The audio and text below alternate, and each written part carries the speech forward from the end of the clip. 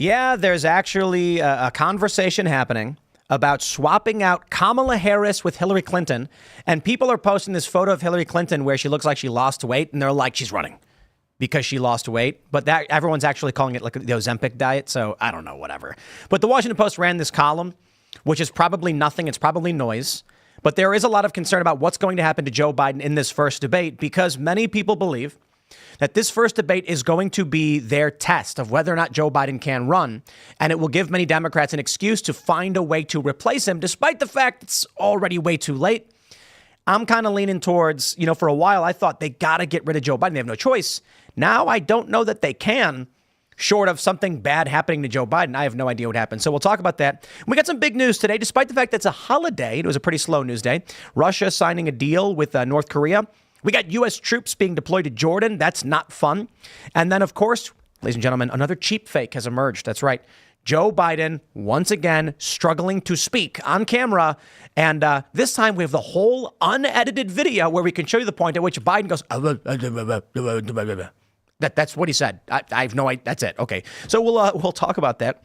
It'll be fun. But before we get started, head over to castbrew.com and buy coffee.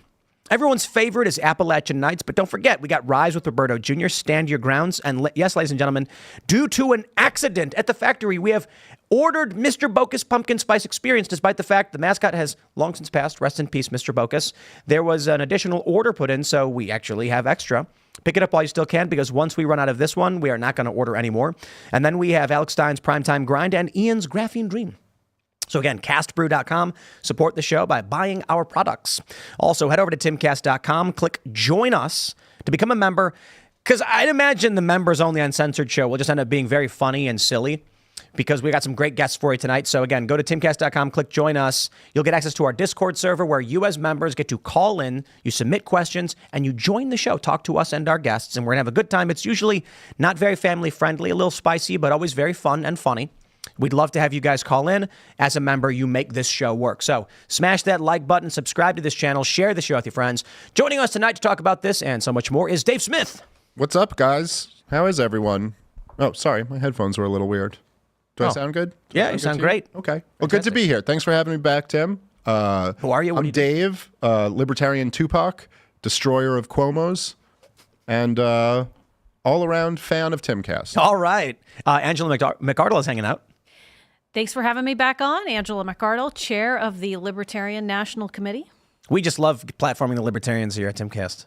I know you do. We appreciate you so much. You do a lot of it. We like libertarians. We do. I think there's a strong overlap with the cultural values, especially the Mises Caucus. It's unfortunate what happened at your convention with your nominating process. I don't know. It was partially unfortunate. It was partially fortunate. Angela got reelected. Oh, that was great. Yeah, that's great. It remains to be seen how unfortunate the whole situation really is. Yeah, you have some interesting points to make on this one. The Trump speech was actually funny. I wish he didn't use a prompter, but we'll probably get into a little bit of that. Hannah Claire's hanging out. Yeah, I'm actually really glad to have both of you on tonight. I feel like it's a libertarian super hour. I'm Hannah Claire Bremla. I'm a writer for SCNR.com. Follow them at Timcast News on the social medias. Hi, Serge. Yo, let's get started. So, my friends, the truth is, it's a holiday today. It is. And I did not realize how seriously people will take any holiday, no matter what it is. And I mean this with no disrespect to Juneteenth. I like the idea that, for those who are not familiar with it, some union reconstructionists went down to Texas and said, hey, you guys, slavery has been abolished. You can't have slaves anymore. And went to the slaves and said, you're free. I like the idea that we would celebrate the end of slavery. It's a bad thing. But I did not think it would catch on, except for the fact that banks are closed. A lot of businesses shut down for the day because a holiday's a holiday. And it's relatively slow news. But we do have some political conjecture we can talk about. This is an article from the New York Post. Biden should replace Kamala Harris with Hillary Clinton, Washington Post columnist suggests. Kathleen Parker, the Pulitzer Prize-winning columnist who weighs in on politics and culture for the Washington Post, said that the 76-year-old former Secretary of State who lost in 2016 would extricate the U.S. from old white men dilemma. I want to remind her that Kamala Harris is a younger black woman. Well, what she's saying we really need is an older white lady. An older white liberal lady. She will fix everything. We're going to replace young black woman with old white demon. I think it's a brilliant strategy. Also, if Joe Biden just wanted to attempt suicide, there's no better way to do that than to put Hillary as your VP. Because then they make her president. You want to be one murder away from Hillary Clinton being the president, and you're the murderer? I don't think so. She will unalive him.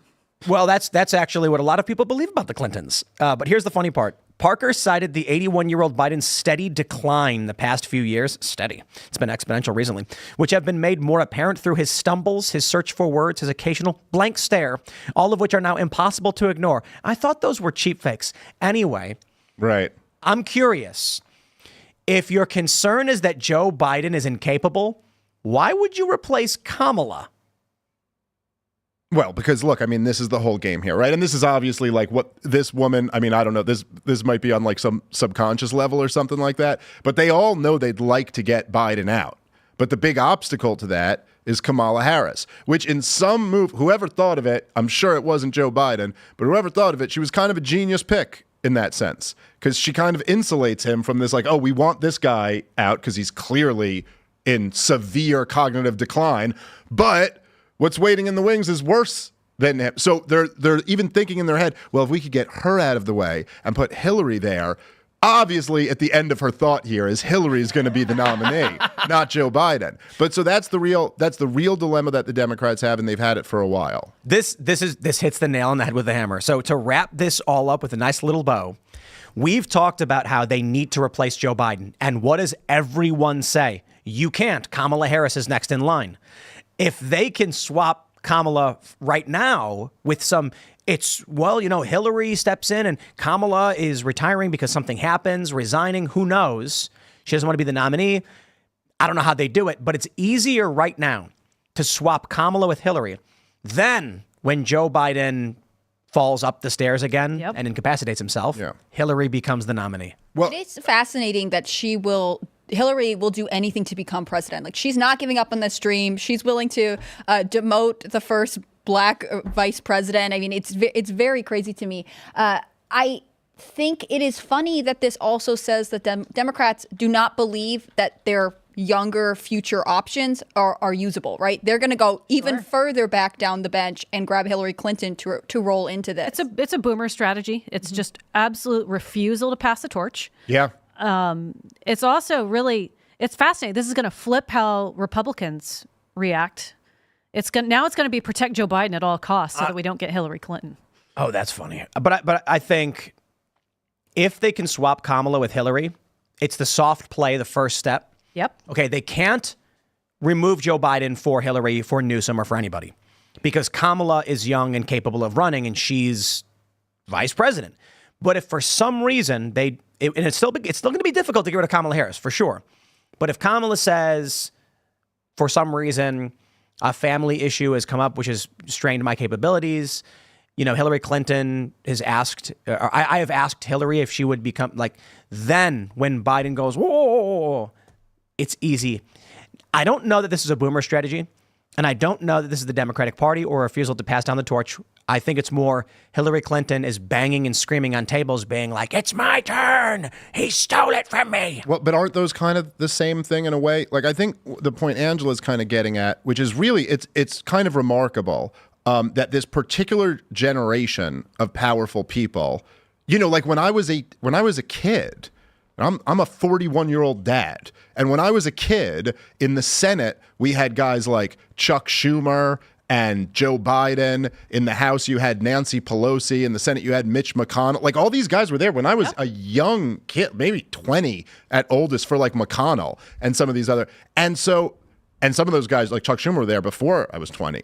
And so there is something about that generation who, let's be real, none of them were ever very impressive. Yeah. They kind of inherited the United States of America at its peak of power and wealth, and they just simply will not pass the torch. So it's not as if Hillary Clinton, or the equivalent of Hillary Clinton in a previous generation, it would have been like, well, I had my shot in 2008. I got another shot at it in 2016. Obviously, didn't work out. I'm going to move on to something else. Whereas deep down, she would like that, if she had a chance to get it again, would jump on it. And that is very peculiar. She's not going to give up on her dream. Like I said, it's alive and well. I mean, I think if the Biden organization really wanted to keep their figurehead in power, they would have to pick a VP that countered his stance on the Israel-Palestine issue, because he's getting no confidence votes basically from a lot of young voters, from older progressive Democrats as well. And Hillary Clinton has been,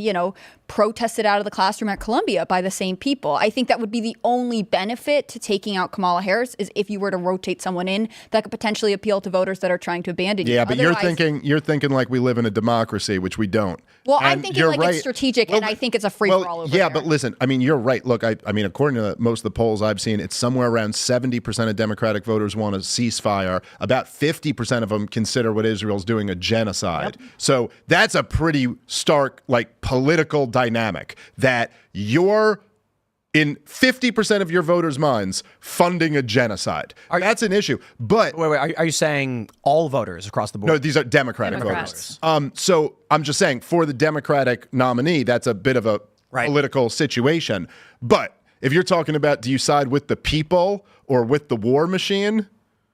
Well, in U.S. politics, that doesn't mean, oh, well, you get one of the people in there that's for the people and one who's for the war machine. The Democratic presidential and vice presidential candidates will both support funding this war, no matter what they say. I just want to ruin people's day by showing this picture real quick. Yes. If we could pull it. I just want to ruin people's day. This is the picture from the Washington Post talking about bringing in Hillary Clinton. And I don't know what it is that these affluent white female liberals who work in media don't understand about. It's one of the most off-putting things about Hillary Clinton is that she would cackle at the most inappropriate times, not too dissimilar to Kamala Harris, who emulates that behavior. But you can look at this picture and Joe Biden is smirking a little bit, relatively neutral kind of face, and she's cackling. And, I look at this and I'm wondering, like, what was said that she's busting out laughing like she's heard a Dave Smith comedy routine, but Joe Biden doesn't flinch. And so what they do is someone in the Democratic Party told Hillary Clinton and told Kamala Harris, laugh and smile more. Yes. And they were like, you got it. Because Hillary Clinton doesn't laugh when she's in private. She's a nasty, evil person. You know what I mean? She's probably just like frumpy the whole time, angry. And then as soon as she steps out in public, her and Kamala have this thing where a reporter will be like, Secretary Clinton, can you comment on the loss of 12 lives in the latest fires that were taking place in Afghanistan? And she goes, like, why are you laughing? And Kamala does the exact same thing. Well, I mean, look, both of those people, right? Like Kamala Harris and Hillary Clinton, if you know a bit about like their track record and their past, like these are like truly vicious people. Like, listen, just a couple examples of this real quick. But if you ever heard the tape of Hillary Clinton where she's laughing about getting that child rapist off? Oh yeah, when she was younger. She's laughing about it. Like, I'm not saying, by the way, I believe in defense attorneys, and I'm not saying like there's anything wrong with like defending even a really bad guy. But if you defended somebody who raped a 12-year-old brutally, okay, and you got that person off, to be years later laughing about how you duped the judge and the jury and how comical you find this whole thing, there's a sociopath who does that. And Kamala Harris, she was like known for, as Tulsi, in that famous moment where Tulsi called her out, she had innocent people on death row and wouldn't release the evidence, was forced to. So I'm just saying there is something. Enslaved people. Well, yeah, what are you talking about? Just locking people up for when she kept people in jail beyond their sentences to use them as slave labor to fight fires. Well, look, I mean, I would argue that the whole thing is enslaving people and, locking people up for pot and all this stuff. But so you're talking about like truly vicious sociopathic women who do have this tendency to, like, whenever they're in front of the camera, just be cackling, laughing. And I think I'm sure you're right that people told them that, but I also think there's something of like covering up for that or overcompensating with this like bubbly personality. It's like, how people laugh when they're eating salad in salad commercials. Really, this weird, uncomfortable fake salad. It's like that, except it's like, oh, murder. I do want to give a shout out to one of the greatest. I don't know if it's a real quote or not, but she was quoted as saying about Julian Assange, "Can't we just drone this guy?" And I love it because she like he was in the Ecuadorian embassy and they had to tell her, like, Secretary Clinton, he's in the Ecuadorian embassy in London. Like, you can't just do that. But like her go-to is like, why not kill him? Oh yeah, of course, of course. How many times did she say that about other people too, or other situations? Right. Can't we just drone this thing? And they went, yes, we can. Yeah. She was like, Right. great. And then Okay, they did. it worked last time, so let's get this guy. I have to say, this picture makes me think the photo editor for the Washington Post does not like Hillary Clinton. Right. And I sort of love that slight tilting of it.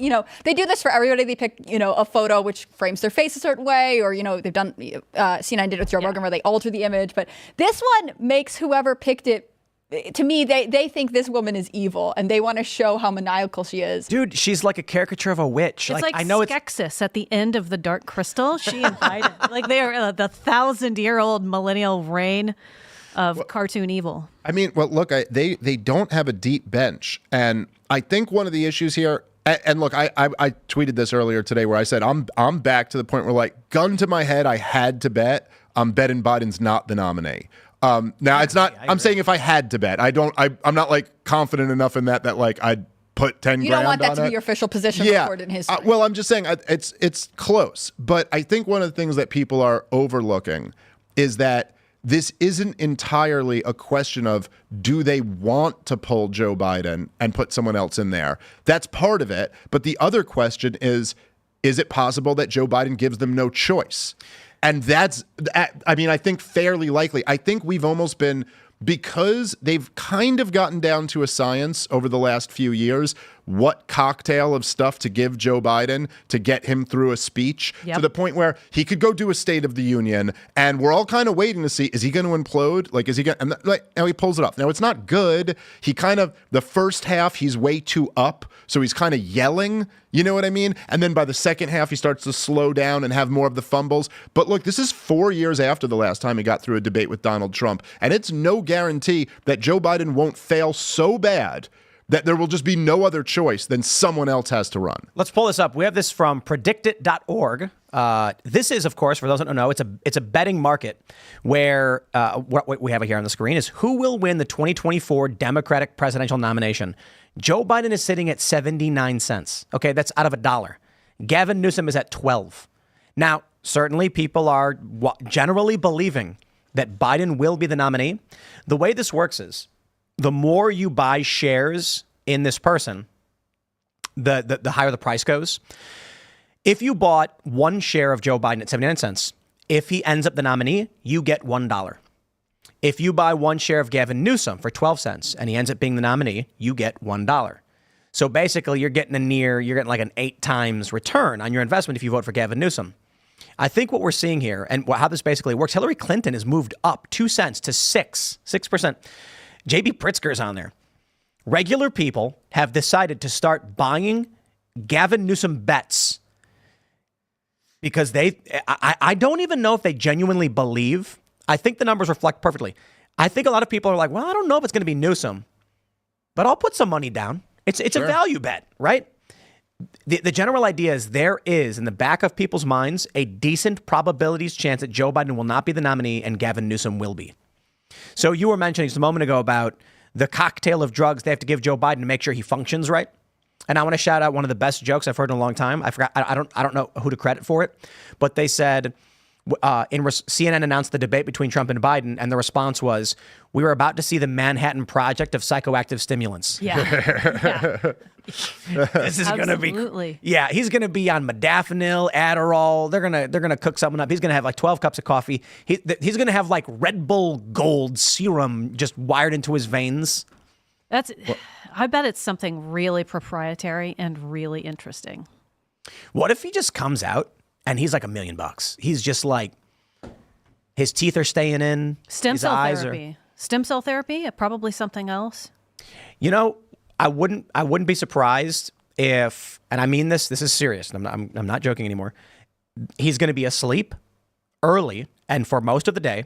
Yep. And then about 1 hour before the debate, they will hook him up to an IV, which will have probably painkillers of some sort, caffeine, probably, I would not be surprised if it was modafinil and Adderall and a vitamin drip, just a cocktail, like you're saying. IV drip cocktail right before the debate. By the time he's getting out of the car and walking in, he feels like he's 68 again. I did the vitamin thing before the national convention. Yeah, that's good stuff. It's hugely helpful. And we've seen pictures of Joe Biden. They've had pictures of him in the press where you can see a mark on his hand that looks like an IV mark. Yeah.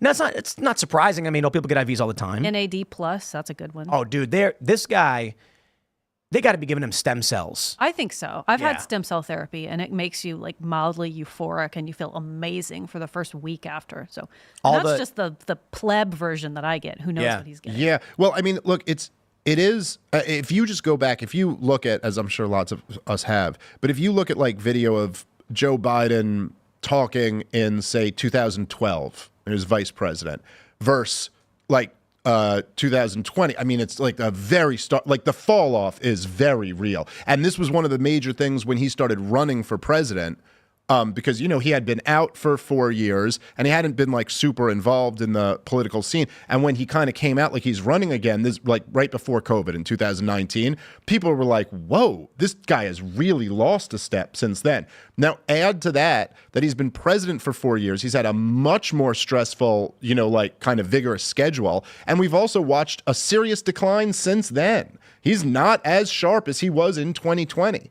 And look, just being able to walk up on stage and yell out the words that are on a teleprompter is a much different skill than dealing with Donald Trump.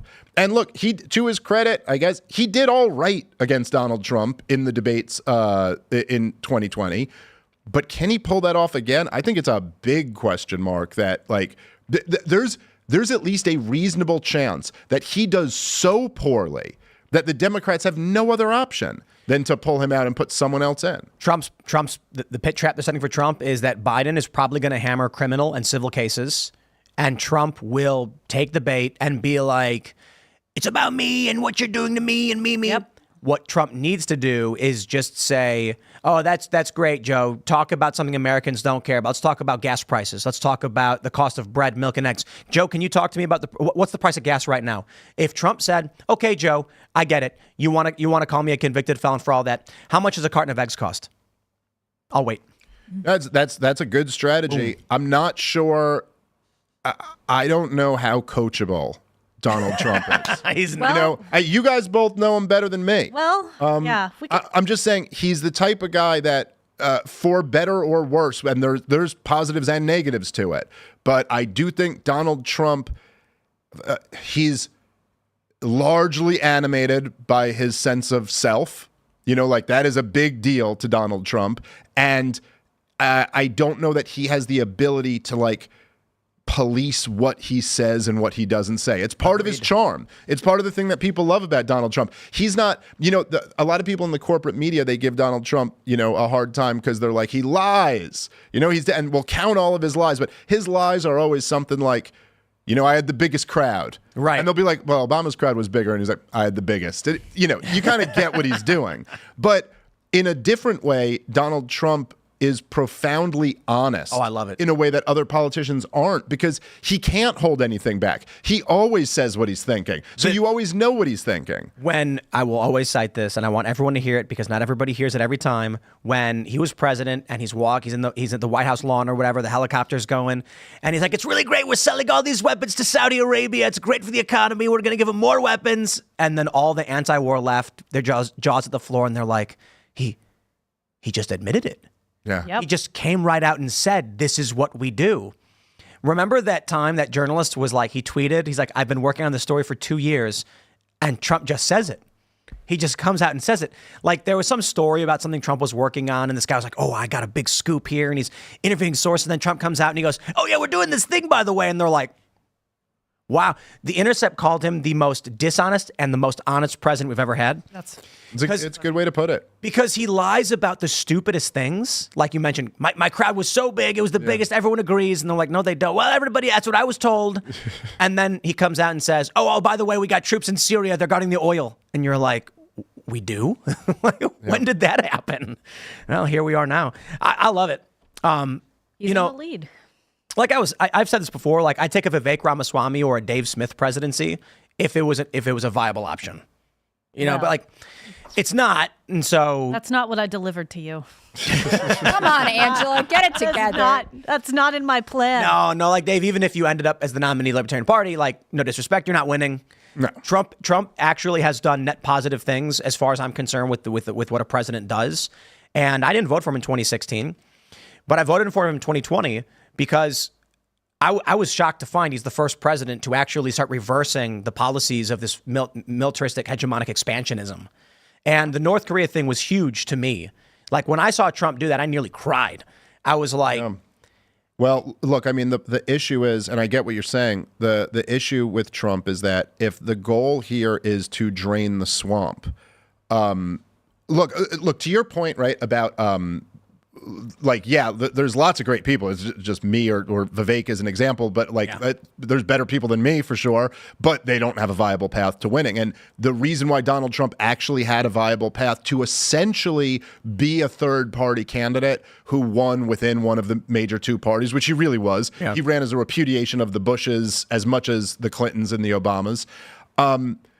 Part of that was because he was the most famous person. He was the richest. He was the brashest. He had the biggest crowds. But I mean, it was this incredible mixture of things that if he didn't have all of that, he wouldn't have been able to win. But the problem is that in order to actually drain the swamp or actually like save this crumbling empire that we're living in, you also have to go in with a team of people. You have to have the correct appointments at every single important position. And it's still an uphill battle. I mean, that's not like a guarantee that you'll drain the swamp. And so the problem with Donald Trump is like, look, yeah, he had the correct instinct. Go meet with Kim Jong-un. Go sit down with him. Let's make deals. But who do you put at the table with him? John Bolton. He said, I'm going to ask for totally tanked the whole thing. And of course he was going to. That's what he was there to do. Like John Bolton's there to make war, not peace, you know? And so what I would like to see, I love that Donald Trump said he's going to put a libertarian in his cabinet. What I'd like to see is more indications that he gets who the right people are and who they aren't. To that end, what libertarian do you want to see in the cabinet? I mean, I've got a list. You know, I'm kind of holding it close to my chest right now. Well, reveal it to us all here on air. So that it doesn't get all messed up. But the offer does seem quite sincere. We've been what position in the cabinet would you like to see a libertarian in? Well, the softball position is Department of Education. I mean, that's one that we've discussed. It's one he said that he'd abolish, and that language has been consistent now for like 6 or 7 months. Mm-hmm. They seem dead serious on it. And while it's not Secretary of State, and that seems like it's promised to, maybe to someone else already. I think still Pompeo, right? No. Oh. No. Oh. Well, I hope that no is right. Jeez. No. That's a no, dog. All right. But Department of Education is really critical because we may not see it immediately, but 18 to 25 years, they're going to turn off all the little NPC switches and we'll have better people. And I think that makes a lot of sense because the Republican administration, the conservative base, completely overlap with the libertarian view of the Department of Education. Yep. Dismantle it. Yes. For different reasons. Some reasons overlap for sure. The libertarians are like, if you gave us the keys, we dismantle all of it. But if you give us the keys, this one, we'll dismantle it. And the conservative base and the Republicans are like, this has become destructive to its ends and should be destroyed and shut down. So that's a really good partnership for us. And, fingers crossed that it works out and that they all right, well, let's do this. Dave, I have a question for you. Mm-hmm. Are you voting for Donald Trump or Chase Oliver for president? I am... I cannot see myself voting for either of those people. I'm a Biden guy, and I just think he's got what it takes. Look, I can make the argument for Biden. Sure. He's a disaster who makes the establishment, the Uniparty, look horrible. It's not a terrible argument. Gridlock and acceleration. I think Michael Malice's argument is let them keep exposing themselves. I'm sure Malice would be happy if there was a good candidate who actually did the right thing. But don't ignore the positives of the failures of Biden. It's a thing that a lot of people have trouble wrapping their head around because it does not, all of us are human beings in general. We're all stupid and lazy, and we want to be stupid and lazy. Like, that's what we all want, and you have to fight against that. You know what I mean? Like, if you want to work on something, you have to make yourself get off the couch. The couch feels better than getting up and working on something. And you want information that confirms your already held views, and things that are more complex are upsetting. But the truth is that sometimes, not always, but sometimes it's in a right-winger's best interest for a Democrat to win. And sometimes it's in a left-winger's best interest for a Republican to win. For example, if you were, let's say, the Southern Poverty Law Center in 2016, Hillary Clinton winning is not the best thing for you. Donald Trump winning was way better for you. If you're CNN, Donald Trump winning was way better for you. If you're Planned Parenthood. Yes. So there are, at least, I'm saying it's not always clear. And there at least are some advantages to having Joe Biden in compared to Donald Trump. One of those is that Donald Trump energizes your enemies in a way that nobody else does. And that's something that I do think should at least be considered into the equation. But I got to say, I think the honest and logical response, and from you too, Angela, even though I know you can't, is to vote for Donald Trump. And for two big reasons. Getting a libertarian in a cabinet position dramatically empowers the Libertarian Party. This will effectively put the big L Libertarian Party in the press almost every single day on, on a major issue. And the other is an opportunity and hope that we're going to get less, we're going to get our troops out. We're going to get a little bit more of that in the right direction, despite the bad, because I will respect 100%. Every time I have this conversation about foreign policy, they'll say the drone strikes, the commando raids. I'm like, yep. He did still try to do things we've not seen before. Sure. I'll take that. But I do think that the opportunity for a cabinet position of the Libertarian Party legitimizes the LP in a massive way. I mean, there's a lot more than that, right? Like, he got up on stage and said that he would free Ross Ulbricht. And now maybe... No Assange. We're getting close. I'm still working on it. The fact that I can say and be dead serious that I'm still working on it is a huge, huge thing. Freeing Ross Ulbricht. So Ross Ulbricht is the Libertarian Party. Like, he's our sweetheart. He's a political prisoner. He's in prison for creating Silk Road. He's been mislabeled a drug dealer. But did he really create it? He's the Dread Pirate Roberts. Sure. Yes, he is the Dread Pirate. The theory, or one of the working theories, is that the reason the creator of the Silk Road used the moniker Dead Pirate Roberts was the implication that the person who made it would pass it off to someone. Right.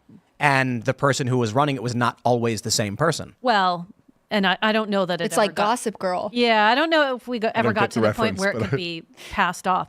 But it's not just about Ross. It's about Bitcoin, cryptocurrency freedom, and it's a sharp rebuke of the deep state. And that's why it's really critical.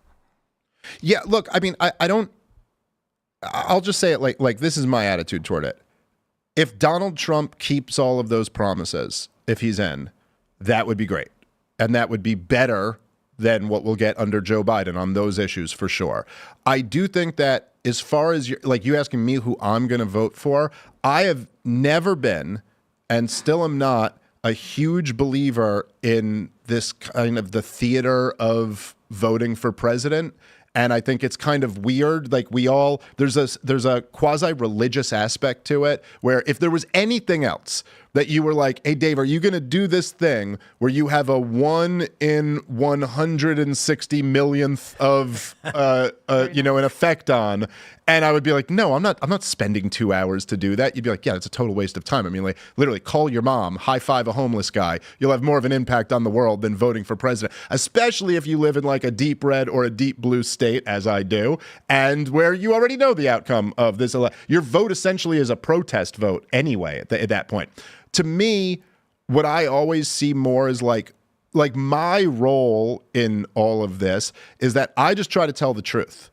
Like that's what I think there's the game of like political calculations, and then there's the game of just telling the truth. And the more you get into the game of political calculations, the less you have the freedom to just tell the truth about anything you want to. So that's what I focus on. That being said, if Trump gets in and does all the great stuff you've gotten him to promise to do, I will certainly be pleased with that and give you the credit. But so there's a simple component. With me taking a little bit of credit for leading the Mises Caucus takeover. For pumping up the numbers. And there is the simple version of, if I go vote, what does it matter?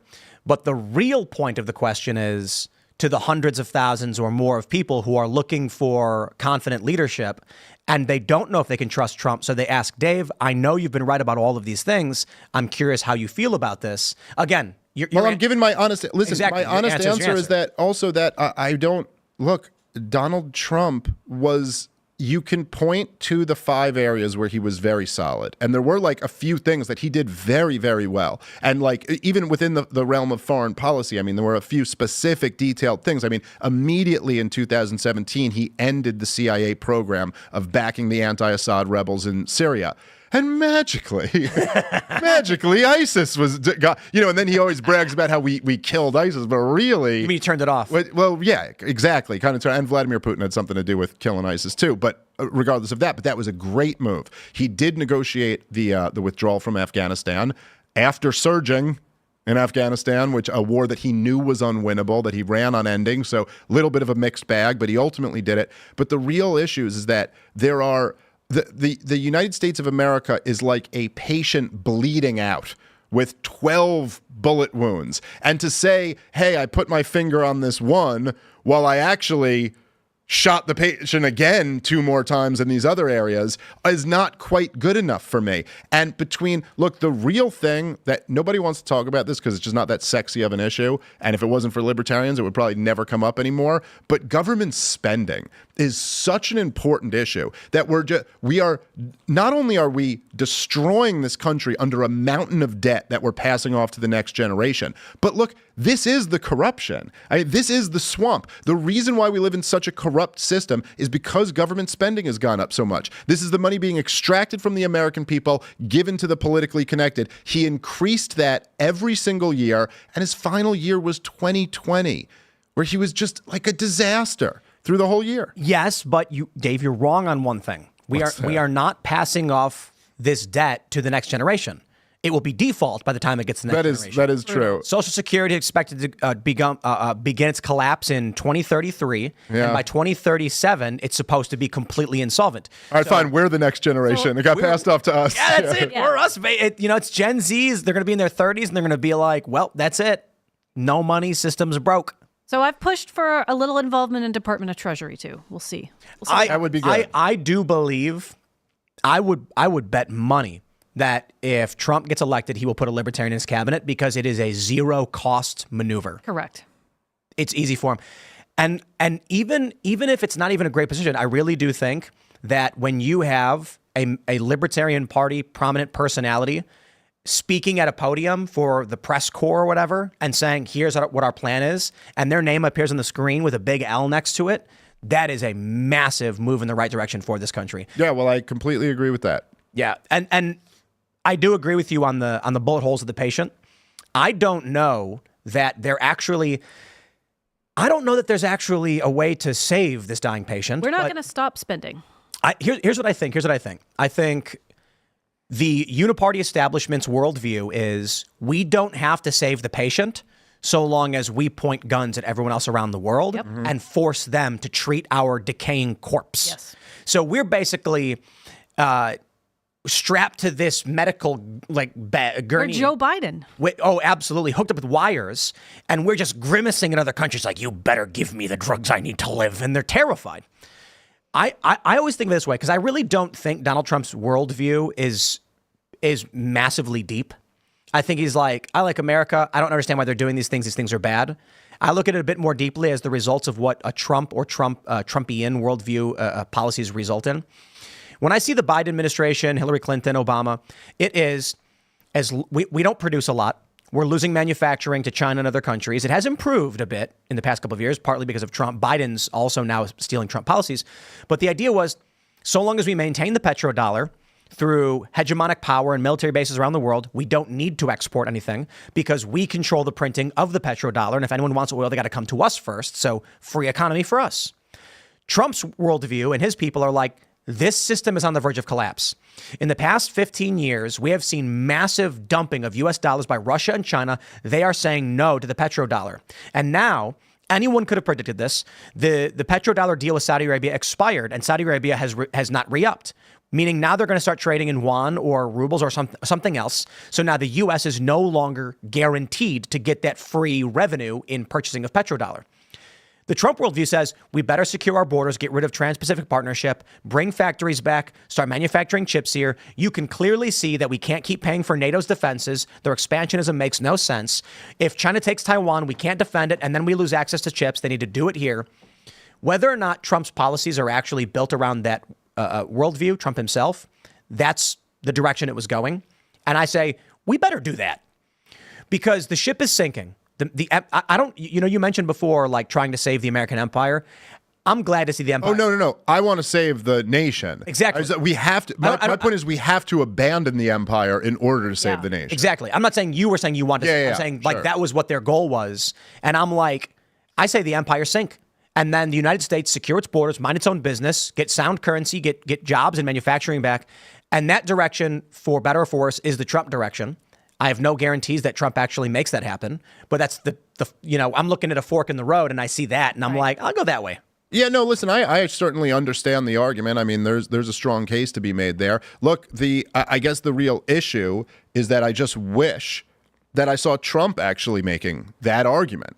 Look, Donald Trump, it just seems like, so even earlier in the campaign, I remember, what was it? It was one of the CNN town halls he did where he had that very aggressive woman who was asking him questions, if you guys remember this back from last year, and his answer on Ukraine was like perfect. And she tried to like pin him down on it. That was the town hall they ended early, right? Yes, and he's just crushing. And his answer was perfect. She goes, so don't you want Ukraine to win? And he goes, I want people to stop dying. Yeah. I want the war to be over. Like, I just want to negotiate an end to this. And she's like, so you don't care about Ukraine winning? And he's like, it's like you want people to die. By the way, the people who care so much about Ukraine winning, look at where that's gotten us. It's gotten us more of them dying. And they're still losing on top of that. So I'm just saying his answer was perfect. Then cut to this last spending bill that Mike Johnson all of a sudden flipped and got behind. And Trump's bragging about how it's a loan, not a gift. Even though, by the way, it's a loan at 0% interest with no enforcement mechanism for them paying it back. It was just more of a gift. So and then at the same time, his criticism of Biden over the war in Israel seems to be that he's like, he goes, in between giving Israel all those bombs, you sent some food to Gaza, you wimp. Yeah, you could be harder on them. Yep. I'll be a better friend to Israel. I mean, he's actually kind of making the argument that we should be at least as involved in Ukraine and more involved in the war in Gaza. And that, to me, does not signal that this guy is actually leading us in a direction where we would be more America first. But the crazy thing that's frustrating about it is that I think it would be enormously popular amongst his base, and particularly if you add in Donald Trump's sales ability. Like, Donald Trump is the one guy who could convince the entire right half of America that, no, this is not what we believe in. We don't believe in funding proxy wars of choice around the world on behalf of other nations that are either have zero strategic vital interest for us, or in the case of Israel, are a clear cost to America, that it is clearly against our vital strategic interests. Like, why is it that we want to be going down the tubes with Israel's reputation? Why? Why do we want to be complicit in this horrific assault? Like, call it a genocide or just call it a mass murder campaign. Why on earth would we want to piss off not just the entire Muslim world, but now, the entire world is condemning what Israel's doing? I agree with you on those points, but where I disagree is I don't know that those are immediately disqualifying based on the things he's already done, but they are valid points that should be addressed and brought up to him and anybody who is advocating for him. Vivek, I know if you Angela, text me Trump's number real quick. Yeah, no. I'm gonna get on the horn with him. Vivek would give you a world-class answer. Vivek was a smart move by Trump and Vivek working with him because that's a smart guy. And if you brought that up, he'd give you a world-class answer. But I think it is a legitimate concern. We've talked about this. Mike Johnson is all on board with Ukraine funding, and Trump has bragged about working with him. And this is, as you mentioned, that I want people to stop dying. Our hope is, my hope, and people who have similar feelings to me, because I don't represent all Trump supporters for certainly, is that he's the guy who can simmer down World War III and stop it from happening. But if we're getting more funding to Ukrainian troops and Israel, that's the wrong direction. Yeah. I do want to mention one thing. Give a shout out to Aiden Mattis of Lore Lodge, because he was on the other day, and he made a hilarious point. He said that Gary Johnson's position on Aleppo was the correct one. Yes. What is it? Yes. And it's like, literally, the president is a foreign policy guy who should know what's going on. But I love the response of, we shouldn't care. Yeah. We should be like, look, that's halfway around the world, and the American people deserve our focus. Well, so, okay, see, I half agree with you, but I'd say in a better world, that would be a totally appropriate answer. The problem is when you're running for president in 2016 and for 4 years your government has been funding a civil war in Syria, and you're really supposed to know what Aleppo is, because now it actually does really matter to the job. And the same thing is like in my heart of hearts, I kind of, maybe not like 100%, but I like 80% agree with you that it's like, I just don't care. I don't care about the rest of the world. I care about America. Like, I 80% agree with that. There's 20% of me who's like, oh, I do kind of care about this conflict or whatever. Not that we should be involved, but like that I'm interested in it or something. But the thing is, like, as an American, I don't think you can have that attitude in Syria. I don't think you can have that attitude in Israel, because the truth is that the whole thing is an American operation. And so at this point, it's like, no, it's not enough to just say like, hey, that's like not our concern. It's like, actually, this is our concern because we are the ones causing this. Well, I hear what you're saying. But I gotta push back a little bit. I agree with you on the 80-20 thing. That's about where I am. I'm not an isolationist. I am concerned, and you should be. If we're seeing war erupt in Syria, Turkey, Afghanistan, anywhere, we should know about it in case it can expand to any of our interests, which is at home. But I don't necessarily agree with we should care about what's going on there because of what we did.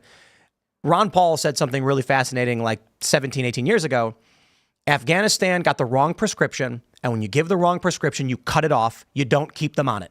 If a doctor gave, so if the prescription was invasion, what they keep saying is, we can't just leave now. It'll cause too many problems.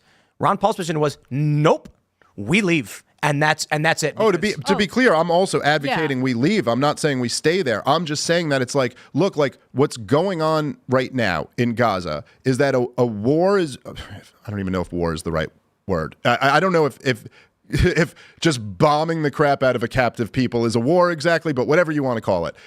There's a mass slaughter campaign with U.S. weapons being dropped while U.S. drones fly over Gaza and give the Israeli government intelligence information about that. So when that's happening now, this is our country. Look, this is a huge part of what motivated the hijackers on 9/11 was us backing up Israel. I'm saying from that perspective, we should be interested to get disinterested in the situation. I agree. We should have no part in this. Is it worth it to try to curb the damage by like 10%? Well, what do you mean? And what? If we, through our influence as libertarians, can scale it back just by 10%, is it worth it? Oh yeah, absolutely. So you're voting for Trump. 10%, but 10% is a pipe dream. You know what I mean? Like 10%. 10%. Joe Jorgensen got 1.2% in 2020. No, I don't mean vote totals. No, she's saying like of the evil stuff the government does. I know. If we can I'm just pointing out that Joe Jorgensen got 1.2%. We are. I don't know how that translates. I'm just saying it was. I know how it translates. We are the most powerful voting bloc in the country right now, and we will decide the 2024 election results. I believe that's true. It will depend 100% on what we do. Me, the state chairs for swing states, and a handful of other people. We are the ones. So what has Joe Biden offered you? Well, received. I believe those were the words that his team said. Really? Received. So you did make demands. I didn't make demands. I issued an invitation. Right. We're just getting. I mean, I declare war on Joe Biden and his campaign. I endorse Chase Oliver as the best way to take votes from Joe Biden. Get in, loser. Do you know if we're supporting Chase Oliver and we're stealing votes from Joe? We'll start here. This is the conspiracy theory that there was a backroom meeting where I'm imagining Dave Smith wearing a nice, finely tailored suit and tie, you wearing this very wonderful pantsuit, and Clint Russell as well, Michael Rechtenwald, Termott, Chase Oliver, and you all sat down and said, if Dave Smith is the nominee, it will pull votes from Trump and Biden will win, and the deep state will be able to secure entrenchment and push out any anti-establishment forces.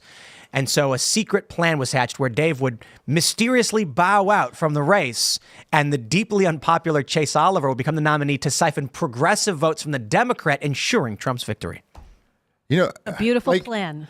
Beautiful plan. I mean, it's just like when you tell it like that, I am kind of like, let's go with that story. Do it like that story, right? Like none of it happened, but like let's just go with that story. There's a funny thing in the the Libertarian Party, there's like this dynamic where you have kind of like the more culturally left-leaning libertarians and the more culturally right-leaning libertarians, broadly speaking. And there is a funny thing where it is very obviously in the interest, like Donald Trump couldn't have gotten a better nominee for him. Like that's the perfect nominee for Donald Trump. And it's the worst thing for like Joe Biden, for Chase. And a more right-leaning libertarian would kind of be the opposite. And so there is just a weird irony in all of that. Many of these guys accused us. They said that was the goal. Irony. That's what I'm saying. There's like the conspiracy theories not that you Well, I think literally had irony is right. I think that there's an irony that the person... The libertarians who hate Trump very much are supporting the person who will help him. They are the assisting most. him win over this voting bloc. Because I think your point is interesting, right? Like Joe Biden is not going to the Green Party's situation and trying to win their voters because they're not as influential. Well, we've had there's been some polling done, and 67% of Chase Oliver's current supporters voted for Joe Biden in 2020, and another 11% voted for Howie Hawkins of the Green Party. So 78% of Chase Oliver's supporters are. That's right. That's right. I'm going to invite Chase Oliver back onto the Culture War for a one-on-one debate where I will intentionally lose. Oh, beautiful. So I have been going and endorsing Chase Oliver on any and every progressive podcast I can get onto, of making a very good, compelling argument for why he is the best candidate to end the war in Gaza. Talking about how he understands the Federal Reserve and monetary policy better and how that's going to end the wars. And I've just been going very hard for progressives. I don't agree. I don't disagree with that. I think Certainly. If I went to a progressive, I'd be like, I got to be honest. I think Chase Oliver is your best choice. I completely agree with you. There's another kind of just interesting dynamic with some of like the cultural stuff versus the more hardcore policy stuff. But the truth is that Chase is, I think, I don't know the guy very well. I've only met him a couple times, but I would say probably great on war, on guns, on taxes, on money, on spending. I mean, like issues that I bet all of us would probably see very eye to eye on.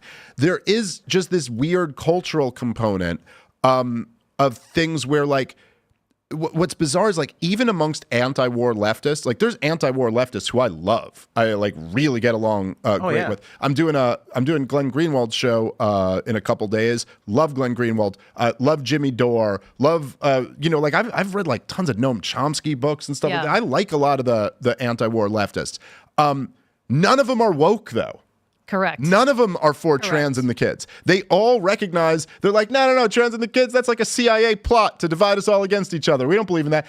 But Chase kind of carries a lot of that cultural baggage. And I do think for a lot of us, and this to me is kind of bigger than libertarianism, to be honest, is that it's just like, if you're okay with this, if you're okay with child abuse, that's a deal breaker for me. I can't. Yeah. Here's my question for you, for both of you. Do you believe private businesses should be allowed to mandate vaccines for all employees and customers?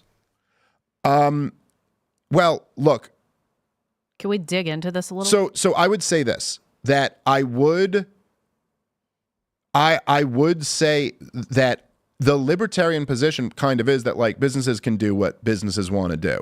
However, if you're talking about vaccine mandates, like private vaccine mandates in, say, 2021, where there has been the biggest assault on liberty in American history on this wide of a scale has just occurred by government fiat, then the government has come in and created, or let's say funded the creation of this experimental vaccine and shielded these big pharmaceutical companies from any liability. While they're not shielded from the profit, they get to rake in all the... No, but I'm just saying, and in this context, right, after all of the government propaganda outlets are lying through their teeth to push this vaccine on everybody, and then in those circumstances, a business decides to mandate the vaccine to everybody, I don't think the libertarian comment on that situation should be, that's their right to do that. This was the libertarian comment on that should be like, this is a giant statist operation that is totally antithetical to the free society that we want to live in.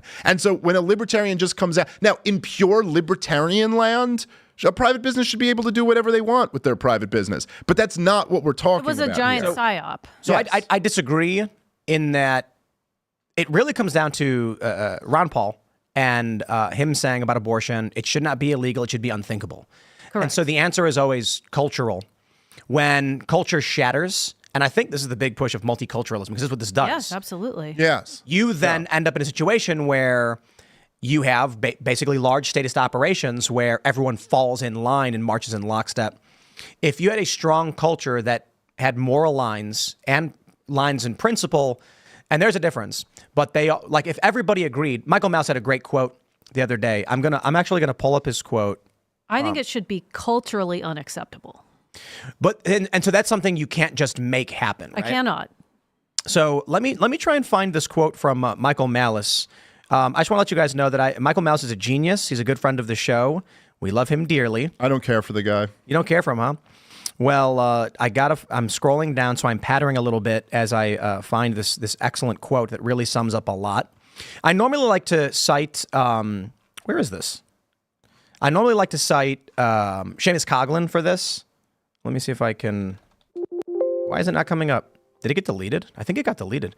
No. I like to cite Seamus Coughlin in that if everyone in the world had the same worldview as Seamus Coughlin, you would need no police. There would be no crime. There would be peace and harmony and no theft. And that's because his moral framework does not stand for those things. The issue is that everyone has different, a different worldview. And then you'll just end up with people who I don't know, you don't care about you. Your views are bad to me and my views are bad to you. And so that's ultimately where we're at right now as it pertains to, I lost my train of thought trying to You're find talking about the Ron Malice. Paul culture versus... Right. versus- The Malice quote. Yeah. I'm trying to find this quote because it was so good and it's I not think you popping should up. just make it up. I think No, you should I have just to give a read it. better quote. I don't understand why it's not popping up. Oh, it's right here. If everyone thought like me, we wouldn't have any murders, we wouldn't have any child abuse, no robberies, no theft, and very few rapes. Very few. He's a funny guy. But yeah, short of that, when it comes to my view is, in the long term, agreed. The long-term goal should be, you don't need to mandate businesses do anything. You don't need to put restrictions on them. You don't need civil rights law because businesses do the right thing. Right now, they don't. And so my view is, during the, I don't remember when Chase Oliver tweeted this, but he said, I believe private businesses should do whatever they want, but government should not be allowed to. I said, hey, that's a pro-vaccine mandate stance, because what people need to understand about the mandates for employees, for performers, it was all done privately. Not literally all of it, but the bulk of it. My friends who are musicians, they're like, this venue decided to do this. The government did not make them do it. They decided. It's gross. However, Joe Biden did try that. He did. If you have 100 employees or more thing. Yeah, which ultimately failed. And of course, there were, during the reign of the vaccine passports, there was in major cities across the country, it was actually the law of the land. LA? That if you were a building, you had to, be vaccinated in order to enter the building.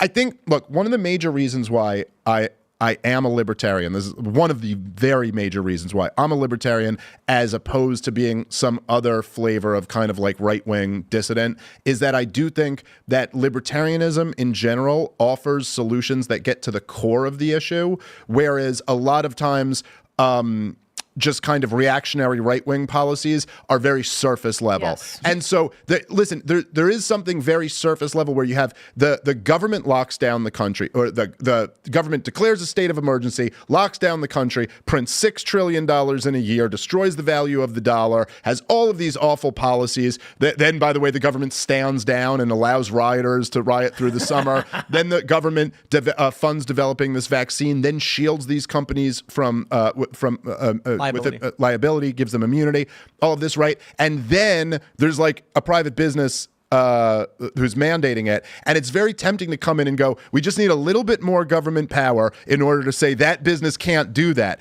But I'm just saying, if you really want to get at the heart of this beast, it's to get rid of all this government involvement that created this whole mess. But the issue then is it's always about culture, because laws written down don't matter. I do want to say this, though, because that's why me and you are talking in microphones instead of running for Congress. You know what I mean? That's why we're trying to change the culture. But you mentioned the reason why you're a libertarian is because you get to the root of a lot of these issues. I completely agree. And the issue I take with a lot of libertarians is that and I know it's going to be very offensive to a lot of libertarians, That's okay. but they share an emotional trait with communists in the overly idealistic approach to how I things agree. get taken care of. I agree. So my view is, Well, in the sense that like there's idealists amongst libertarians and communists, sure, but like there's a pretty and big some difference. of us are willing to do the crappy work so that the rest of you can still be idealists and cling, tightly to every single ideological position. I think the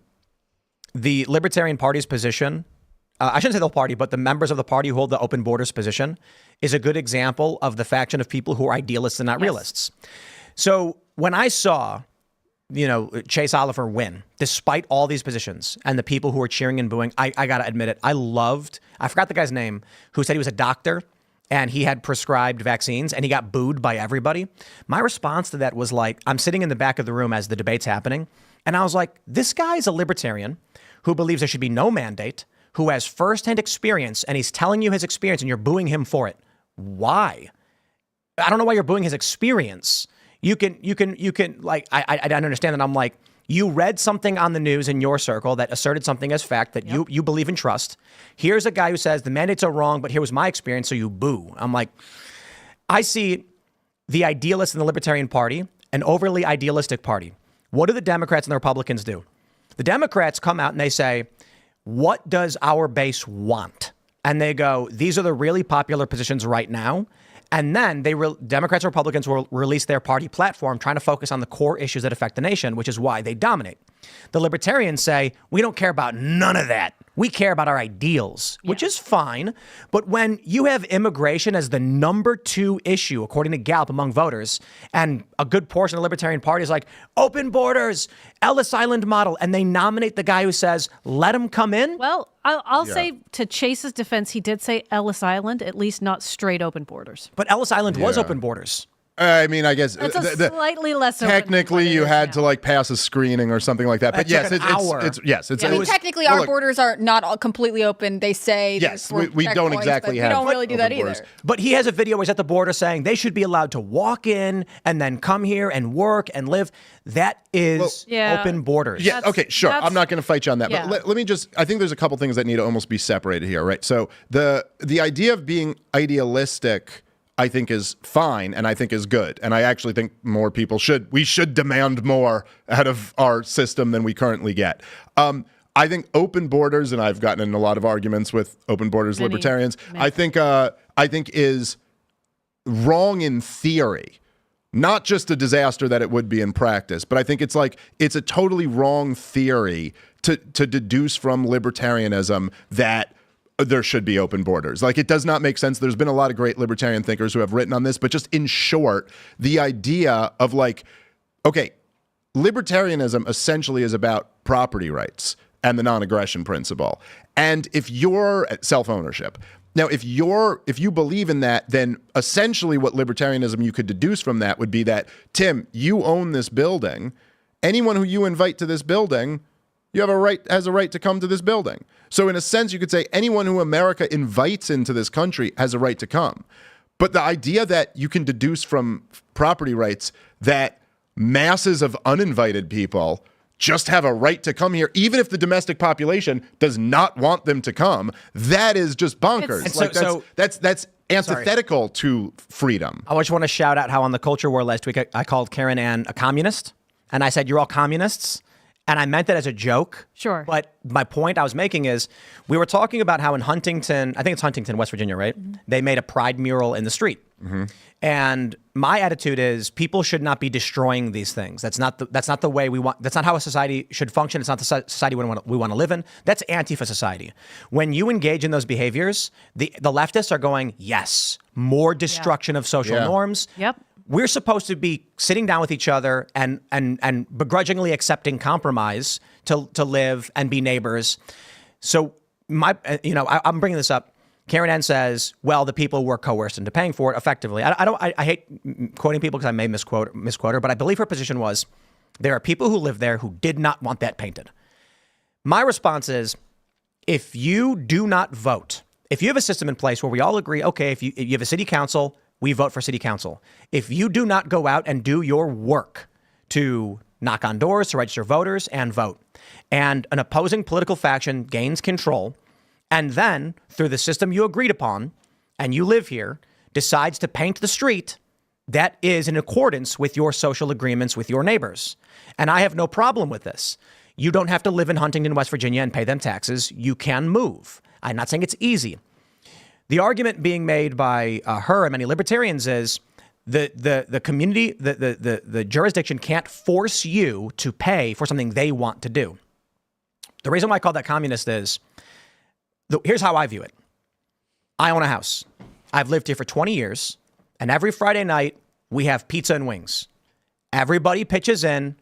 Some people move out, some people move in, but whenever someone's moving in, we say, hey, just so you know, every Friday night, everybody puts in $10 because we have pizza and wings. Well, one day there's a kid, it's been 20 years, he's 18, and he moves in and he goes, I don't think it's fair. You know, look, I was born here. It's not fair that I have to pay for pizza and wings. And we go, okay, well, no one's keeping you here. You don't have to live by our rules. We love you and appreciate everything you've done, and there's the door. And they go, no, I should get to live here without paying for it. Even though it's your community and your rules and your standards, I'm not going to raise money to vote. I'm not going to convince anybody not to do it. I'm just going to say outright, I shouldn't have to. And I'm like, okay, now you're in my house telling me what I have to do outside of the norms of society.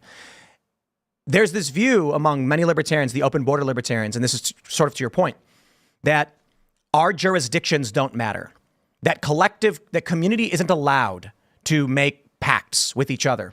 I don't care if it's a government or a private organization. Organizations are organizations. And if someone comes into my organization, whether it's, you know, me and my neighbors formed a neighborhood watch or a pact, and we all agree on these terms, everyone agreed this is how we're going to vote, and then someone doesn't like it, and all of a sudden they're saying they don't have to be involved in it, even though we agreed, like that doesn't work. And so a communal jurisdiction, like a community like Huntington, West Virginia, yes, there's a lot of people there who are upset. They live there and they didn't like that it happened. I got bad news, right? In Charlestown, West Virginia, they have a mostly liberal city council, progressive, despite the fact that it is overwhelmingly Christian. There's a Latin mass in downtown in Charlestown. And I asked one of the council members who's conservative, why? Why is it progressive city council? And he goes, because conservatives don't vote. Yeah. And I'm like, okay, so there's your problem. The problem is not that you were coerced by your small community into paying taxes to fund a street painting. It's that nobody does the work and then complains that the people who did can control the coffers. Well, I mean, I certainly think that this is one of the problems of government in general, is that it is an instrument of force, and there are winners and losers within that game. But so I think the ultimate libertarian answer is you privatize this stuff and then it solves the problem. Like in your example, you can do that in your house and you can have these rules where if you live here, you pitch in and now it's done on a voluntary basis and it's your choice to accept those or not accept those. No question. But, well, let me just very quickly say, I think that what a lot of those open borders libertarians type almost get wrong is that it's okay, you can be against the state forcing people, but you're not supposed to be against the nation or against the community in general. And something like open borders, or the de facto open borders that we have today, are the most wildly unpopular thing. It's it's not even the majority of the country's against it. Over 90% of the country's against it. I have a question. What's the difference between a private house deciding we're going to spend money in a certain way and a community of 1,000 people doing the same thing? Well, look, okay, so the difference is between voluntary interaction or forced interaction. Yeah. It's what's the difference between making love or rape. I mean, it could be the same action, but the difference is whether people consented or not. And to that, to your example, right, of making rules in a house, that is a voluntary, interaction. How is Huntington? There's some level of not duress. Well, because look, if there's people in this community who don't wish to fund the public roads, they don't have a choice. So they're vote forced no, to. and That's true. They can move out. They vote no. Oh, okay, yeah, but that's different. I mean, if you're in my house and we all have an agreement, and I'm not an authoritarian who rules the house. Everyone gets a say. Sure. And then 7 out of 10 people say, spend the money on pizza. The 3 people who don't like it can be like, well, I don't want to give you money for this. And I say, well, we all agreed. You agreed this is how we handle things. Okay, yeah, but maybe you should move out. But if you agreed then you just answered the question of how it's voluntary. Rainbow Because they flag is agreed. changing. The question is, when I'm in my house, I'm not in your house. And I'm not in your house, and I'm in my house with my own rules. And now you're going to say, okay, we're taking a percentage of your income to fund something you don't want to fund. I still disagree, because you are afforded many great benefits and privileges that you did not ask for, that you pay for. And I would assume that most people... Well, like, what do you mean? Then where do you draw the line on getting to say no? This is the real challenge with what's going on. I just want to, what did you mean by like the benefits and privileges that Roads, my roads. For you have a fire department, you have police, whether you like the police or not. So that's an interesting coin toss. But fire department for sure, EMTs, the 911 service. There's emergency cellular infrastructure that will work for any cell phone, regardless of whether you pay for it. Sure. Roads is an obvious one. Sure. But I respect the idea of putting up tolls and things like this. I just mean that we are in the safety bubble of the world. Public utilities. Okay, well, but I'll water, say this. Okay, plumbing. So I'll grant you all those things. Let's even, for the sake of argument, just say cops are good. Okay, like just to move past that one. First of all, it is the money that I'm forced to pay for those services is the biggest ripoff in human history. Literally, let's pause. I pay over half of my income in taxes for the what should be a fraction of that much for those services. So it's not as if there's some gift to me. But look, Tim, but you could say, look, somebody else, forget even government related to that stuff. We're all, in a sense, given all of these privileges by people who just invented things and came up with new technologies and all of that. That doesn't then mean that that person could come to me and say, your money or your life because I benefited. But hold on. Let's break this down. The one thing I do want to add, without getting too personal, is there's a difference between paying taxes for things that are a ripoff and being a net taxpayer. The overwhelming majority of Americans are not net taxpayers. Sure. Yeah, screw them. I'm talking about me. I'm just kidding. But here's the challenge. I certainly would prefer to live in a world where I have my home, I have my property, and any money they want to take from me, they got to ask for first. I do not consent to the bombing of children in these foreign countries. Okay. I do not consent to the funding of Israel so they can be involved in their war with Gaza, regardless of your moral stance on it, or Ukraine. That is all wrong. And so I will scream to the high heavens every night in the show. I will advocate as much as I can. Foreign policy has always been the bigger issue for me. And that's why I think the president matters, because foreign policy is his domain. Congress should be declaring wars, and the president should be allowed to get involved in wars. So I want a president who's going to do the inverse and stop these things. My point is simply, here's the challenge.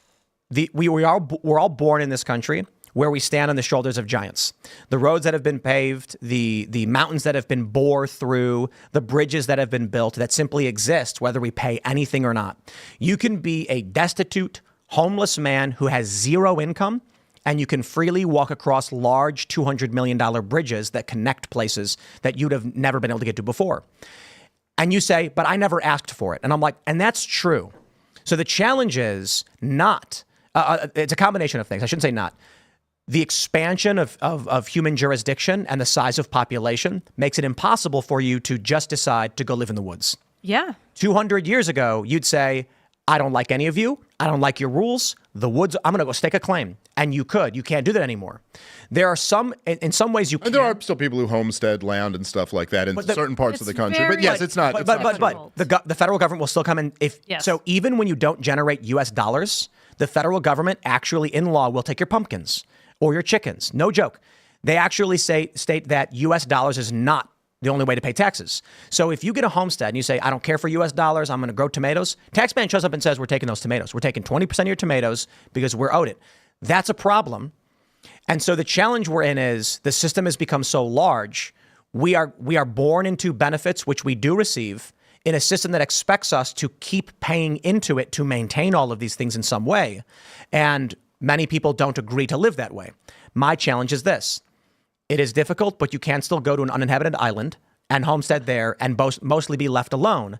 and then you will be excised from all the modern benefits of society. But it's not a realistic argument. Well, there's a why not? conflation because you're conflating society and the state. Yeah. So like there are a ton of benefits that we get from society, much more so than we get from the state. I mean, much more so than we get from any government program. We just get benefits from the fact that like people have figured out modern farming and irrigation and all types of things that I don't understand but benefit from every single day, that just other men and women have worked really hard to create, that we inherit the benefit of. But then when you get that, this is the beauty of like the free market and a society. If you want to make anything for yourself, like you got to go provide value to everybody else in order to do that, whether that's getting a job or selling a product or whatever it might be. And so you have that. But look, as far as like what the government gives you, in the same sense that like I think, you know, like if I took your logic all the way to its most absurd conclusion or something like that, if you were to like kidnap someone and lock them in their basement and then every day go get them a Happy Meal from McDonald's or something, you can't just sit there and be like, well, listen, I'm justified because you do get some stuff from me. You know, I got you a new pair of jeans and a Happy Meal, so I'm justified in taking your liberty. But you can't leave. Well, my point is that, look, if the government, okay, so even with a different situation where you could leave. But look, I'm just saying if all of these things that you're talking about, like let's say the services from government that you do benefit from, theoretically, make the whole thing voluntary, and we'll find out real quickly what people benefit from and what they don't. Solution. Only net taxpayers can vote. Well, that's not the solution. I think what I said is the solution. Proposal. That might be a mechanism to get us closer to that. And I do think that, look, I mean, as much as it is, you know, it's very demonized now, looking back at the past, that the framers' plan was that only white male landowners would get to vote. And I certainly understand the racial objections to that. But you could at least understand where, from the founders' point of view, they were like, well, obviously everyone can't just vote. It's got to be someone who owns land. One vote per household. Yeah, well, like if you don't own land, then obviously they're just going to vote other people's stuff away, and then we'll all be poor. And so there's something to that. Net taxpayer voting means that only people who are paying, obviously, are going to affect what gets paid for. And so right now, I'll tell you one big issue I have, right? So Democrats really want women in the draft, and conservatives really do not. And I'm just kind of like, conservatives are taking this very progressive position, and Democrats are taking this very progressive. They're both progressive positions. The Republican position is that women should be afforded all the rights and privileges of society and authority without civic responsibility. And Democrats are arguing men and women are the same. And they're both very progressive positions. So, you know, if you go back to the suffrage movement, one thing that's lost in the conversation is that it only passed, 19th Amendment, because a deal was cut where women would not have to assume civic responsibility and would get the right to vote regardless. I think that was a huge mistake. I have no problem with women voting. By all means, please vote. But there's got to be equal civic responsibility. So if that means you're going to be fire brigade, it means you're going to be drafted. Drafted does not mean frontline infantry. It could mean administrative work, driving cars, cooking food, cleaning kitchens. But it means when the time comes and conflict arises, women are called to action in whatever way they can serve. Right now, we're in this reality where we have second-class citizens. Women get to vote. They don't have to die for it. And they can all collectively vote to send me to die, or younger men to die in Ukraine. And that's what they're doing. Democrats are overwhelmingly female and overwhelmingly vote for war and funding for Israel, too. Now, younger Democrats I know are opposed to funding Israel, but they love funding Ukraine. Not all of them. There's a lot of anti-war left, but they all fly the Ukrainian flags. Hundreds of billions of dollars pumped into that war machine, which is inching us towards a World War III where they may very well have to draft people. And it is predominantly liberal women. The Democratic Party is overwhelmingly female. 2/3 of millennial women are voting to go have men die in war. I think that's a nightmarish problem. It's particularly foolish. like single childless women. If you look if you break it down the demographics. To your point, when the founding fathers are like, you got to own property to vote because otherwise people will just vote away other people's stuff. I am not surprised the Democratic Party overwhelmingly favors funding of war when it has shifted so heavily into female territory where there's no consequences for the women who vote for it. There is. It's just long-term consequences, not short-term. Meanwhile, Harry Sisson, who loves Joe Biden, is going to be on the front lines. Should this actually expand into a deeper conflict, they have been, you know, they keep saying, oh, the draft's not going to happen, but they just automated it. Congress keeps inching towards preparing selective service for a mass draft. Yeah. With the move from the Armed Services Committee to include women in the draft, anyone who thinks they're not getting ready for a draft is not paying attention. Yeah, I don't want to be drafted. I'd give up my vote to not draft.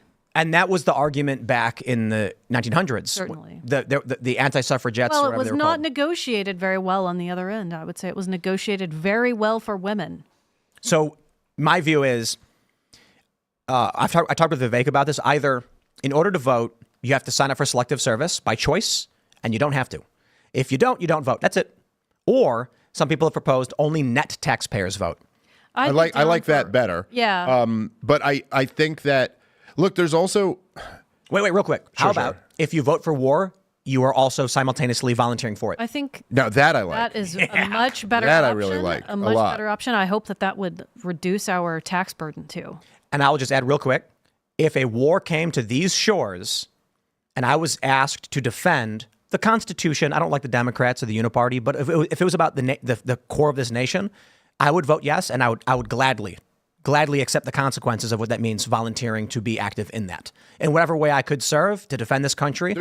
I would never support a war that I wasn't willing to fight in myself. Correct. Bingo. I mean, there's not one. And I don't know. That's just like, especially since having kids, especially because it's just like, I feel like an obligation of like I can't die because I got little kids. Right. It's like, I kind of felt different when I was like single, where it's like, I don't know, if something happens to me, it happens to me. But now I'm like, I can't at least for a few more years. I got to like see these kids. If you off. look at the senator Like- and congressmen who are voting for war, go through and see if any of their children are enlisted. Right. It's How they very rare. It's very rare for that's the case. But look, it would just be insane. I mean, I'm 41, so I'm not exactly like the prime target to like get drafted, but I'm still an able-bodied man. How would I be sitting here saying, hey, there's this fight, and I think this is a worthwhile fight.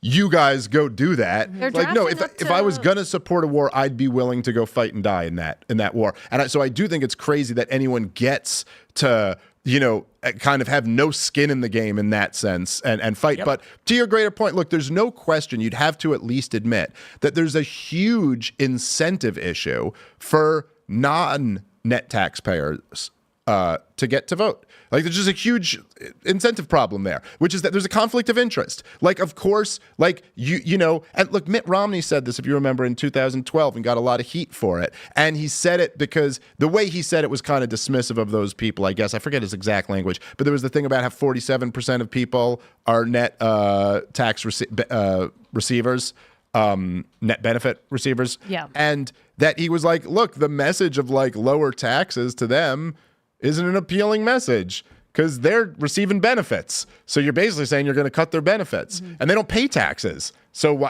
how does that help them?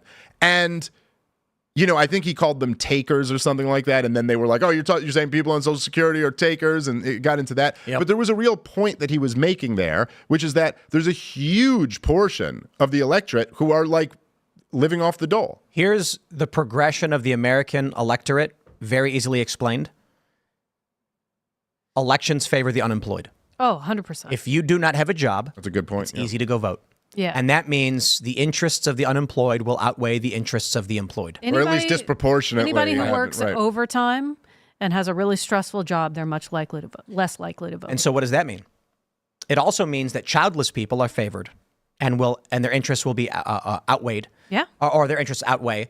So if you are a parent with kids and you have work, you get off work, it's election day, I got to pick up the kids from school. What do? Well, you pick up the kids from school and then you're like, I can't vote. And so I think election day should be one day, paper ballots, and a holiday. Yeah. And, Republicans have said, well, that'll be benefiting Democrats. I'm like, I disagree. No. I think based on today's data, where voting is now, it looks like it will. But if you allow families to actually take the time off to go and vote, you will get more mothers and fathers voting and more hardworking Americans voting. Look at what LA did and then do the opposite of that. Yeah. LA has a voting period that lasts 11 days, and they have special centers all over the county where you can drop your ballot at any time. So take that model and do the complete opposite, and then you'll have a better outcome. Yeah. But there's something to the dynamic that, because it's kind of like this vicious cycle where, democracy leads to growth in the size of government. Bigger government does everything it can to undermine families and communities and religion because it's a threat to their kind of, their rule or their monopoly on their rule. And then the more you undermine families, the more kind of like single childless women you have.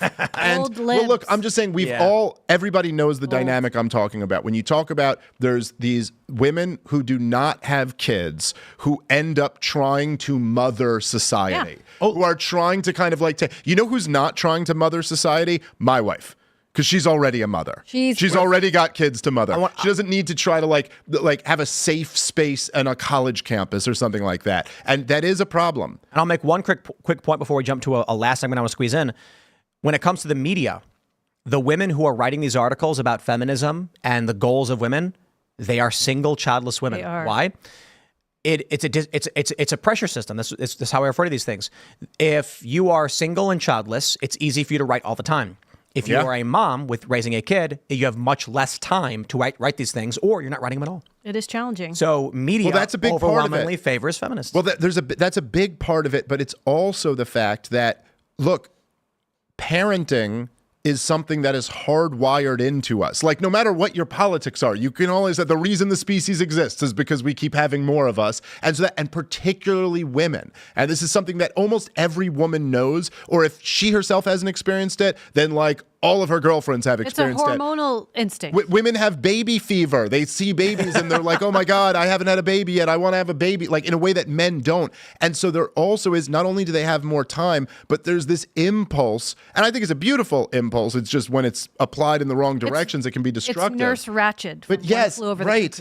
Right. It's like this nurturing impulse to take care of things. This is why they all get cats, right? Like when they don't have kids, they get cats. Yep. And also they get, toxoplasmosis. And then they're parasitically attached to their cats. We're going to squeeze in one last segment for good measure. Ladies and gentlemen, I give you the wonderful cheap fake, they call it, Joe Biden. I would like you to listen to Joe Biden. Thanks to all the members of Congress and Homeland Security Secretary. I'm not sure I'm going to introduce you all the way. Thanks to all the members of Congress and Homeland Security. One more time. Secretary. I'm not sure I'm going to introduce you all the way. Oh, Jesus. One more time. Let's try. Homeland Security Secretary. I'm not sure I'm going to introduce you all. What is this? I'm not gonna. I feel like I got stuck in that with him. I'm not sure gonna. Real quick, because we want to make sure the full context is available. I will play a longer version of it. Yeah, you and your cheap fake. He was actually nailing it. You just made him look bad. Here we go. Cheap fake. Jill Biden's husband. Thanks to all the members of Congress and Homeland Security Secretary. I'm not sure I'm going to introduce you all the way. But all kidding aside, Secretary Mayorkas. Dude, the fact that he goes, but all kidding aside, and that a couple people just uncomfortably chuckle, like they have to pretend that was a joke. Yeah, good one, Joe. So I feel like you can see like very slightly panic blinking from Mayorkas in the corner, like, what do we do? What do we do? And then he just keeps going. It's like he glitched. It was beautiful. Yeah. I hope we get lots and lots more of them. I'm feeling inspired, but maybe not the way that I'm a little nervous about his the replacement theory we talked about earlier, because I really would like it to stay the way it is, because I'm planning on renewing my attempt to file conservatorship over Biden after the Democratic National Convention. Are you actually going to file conservatorship? 100% yes. We are going to really wreck the Biden campaign and be serious chaos agents. You see what happened when they freed Britney? You want another Britney on your hands? Yes. Turn over Joe Biden to me. Free Biden. Matt Walsh was gloating over this because he was saying, like, all these people are screaming free Britney, and he's like, the woman's clearly sick. And, and then they freed her, and now she is clanking knives. Well, that's one W for Matt on that one, I'll say. I think it's fine because she was enslaved by her father doing shows, and it was gross. Yeah, look, I think there was a lot of like sketchy stuff going on there, and she clearly doesn't have some great people around her. Yeah. Mm-hmm. However, I do think that And look, I don't know that much about the details of Britney Spears' story, so I'm kind of You speaking. followed it every single detail. No, I didn't really. you? You're covering up. I don't know. I don't know much. But on the third day of the hearing, the judge. But I will say that I did immediately when I heard about the story, and everyone's like, "Free Britney. This is evil. She's a slave." Essentially, you're like, listen, a judge saw something that led this judge to like create this conservative shit. I'm just saying there was probably like a shrink involved. I don't who was like, disagree, this she's chick nuts. is crazy, Yeah. and she can't be on her own. So I just tweeted free Biden. Free Biden. There you Free go. Biden. We're doing it. We're getting Did you- loser. We're stealing votes from Joe Biden. We're locking him up in a conservatorship. It's going to be the best election season ever. I'm saying free him from his conservatorship. I know. I'm ready for it. Oh, you're already on that? He's not even in it yet? Clanking the knives in front of the camera. Where- This is He's in a thong for some reason. They all this do is that. this is the narrative they're giving us right now. NBC News says the deceptive Biden G7 video was quickly debunked. It kept going viral anyway. There was nothing to debunk. Quite literally, nothing to debunk. They claimed. We know that he walked over and looked at other troopers and gave him a Yes. thumbs up. We know that. He just sort of meandered away right as someone was about to say, "Hey, I'm here to see you," and very awkward looking. I'll break this down. These people, this is the game they play. I always describe it. I hope people remember this. Donald Trump will give a flower to a small child, and then everyone will share the video, and then Snopes and NBC will say, fact check, did Donald Trump give give a flower to a small child, ... on Sunday morning? False. Trump did not give a flower to a child on Sunday morning. They'll write 1,000 words, and at the very bottom will say, well, he did give a flower to a child on Saturday morning. It was not Sunday. Yeah. They add fake context. Let me explain this context here. We know Joe Biden was at this G7 event where paratroopers were landing. All of the world leaders were together, huddled together, watching a guy land. For seemingly no reason, Biden spins around and then walks away from the group in a shuffling, meandering, confused kind of way. I'm not saying he was literally, he looks a little lost. And the other world leaders immediately start looking at each other and then start moving towards him. And then the Italian prime minister grabs him to pull him back. And we were like, what is he doing? Mm-hmm. He's supposed to be here with the other world leaders paying attention to the presentation. And he wanders off to give a thumbs up to some other guys.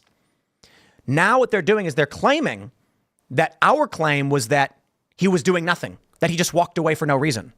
And now we've debunked that because there were people there. And we're like, no, we know there were people there.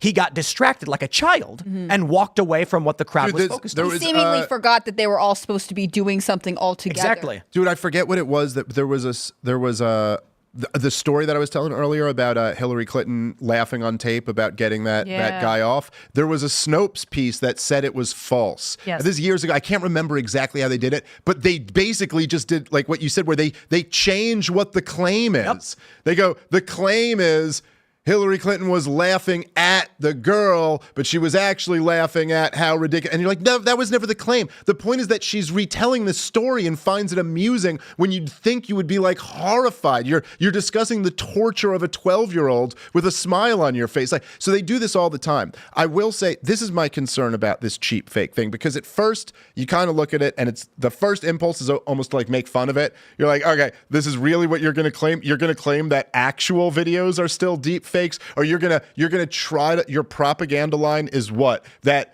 right-wingers have made up that Joe Biden's in severe mental decline, that's not something we can all see in front of our face. This is what actually creeps me out about this, though. And I'd say that this is something we know very intimately from what we do. Right now, this exact moment, June of 2024, is actually not very bad censorship-wise compared to where we've been in the last few years. 2020, 2021, even 2022 were much, much worse, where you were worried about what you could say and what you couldn't say. And if you wanted to talk in 2020 about being against the lockdowns or being against the COVID regime or anything like that, you were risking censorship. If you wanted to talk about, say, people who have been injured by a pharmaceutical product in the year 2021, 2022, you were risking a lot more. It's not so bad. We still have to live, obviously, with like the YouTube terms of service or the iTunes or whatever it may be, which, by the way, I know me and you both wish we lived in a world with none of that, but you got to play the game. We can say the election was stolen now. Well, right now you can say that. So we're relatively more free in what we can say now.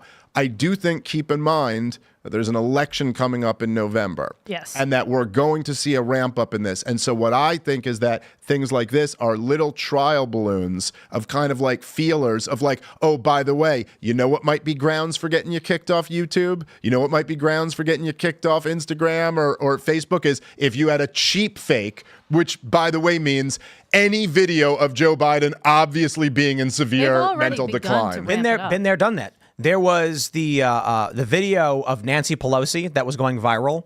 That it was like her slurring, and then fact checkers were like, "This is not. This is slowed down. It's unfair." So they banned the guy. Yeah. It's like you can't even make memes because the memes are deceptive. Well, this is the thing is that they are, and this is why they were so furious with Elon Musk, is that the powerful people in this country are convinced that they can't win a fair fight. So they're like, you know what I mean? Like, if we just allow everybody to have their platforms, we're gonna be destroyed. I'll give you an example that I would love to give because I love poker so much. Angela, are you familiar with how to play poker? Yes. Okay. So are you guys familiar with angling or angle shooting? A deceptive play that kind of goes outside the norms of the game. Despite it's a game of information and deception, there are people who break the spirit of the game to get an unfair advantage. This is how the Democrats play elections. Republicans know they're playing poker and that they got to have the best information. They got to withhold information. There's opposition research. It's an information game. Democrats are just like, what are the rules? So an example of this is when you're playing Texas Hold'em poker and you get to what's called showdown. It's the end. Everyone shows their cards and whoever has the better hand wins. There's a move that deceptive, dishonorable people do where at a table, if you're all being friendly with each other, when it comes to showdown, sometimes you don't want to show your hand because you don't want to reveal information about how you play.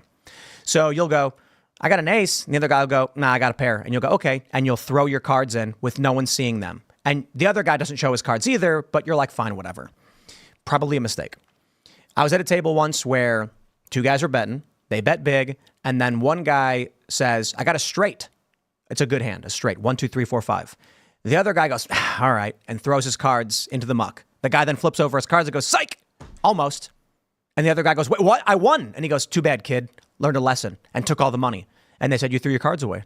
And he was like, but I thought he was telling me, he said he had a straight. And they were like, did he show you a straight? He's like, it's like technically not against the rules, but it's totally against the spirit of everybody the game. Was like, bro. That's really funny.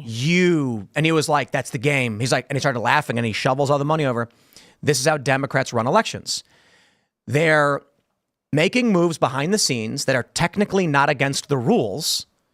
Ballot harvesting in states where it's legal, universal mail-in voting. Sure. And Republicans think that they're playing an honest game where they're trying to convince their opponents. That was 2020.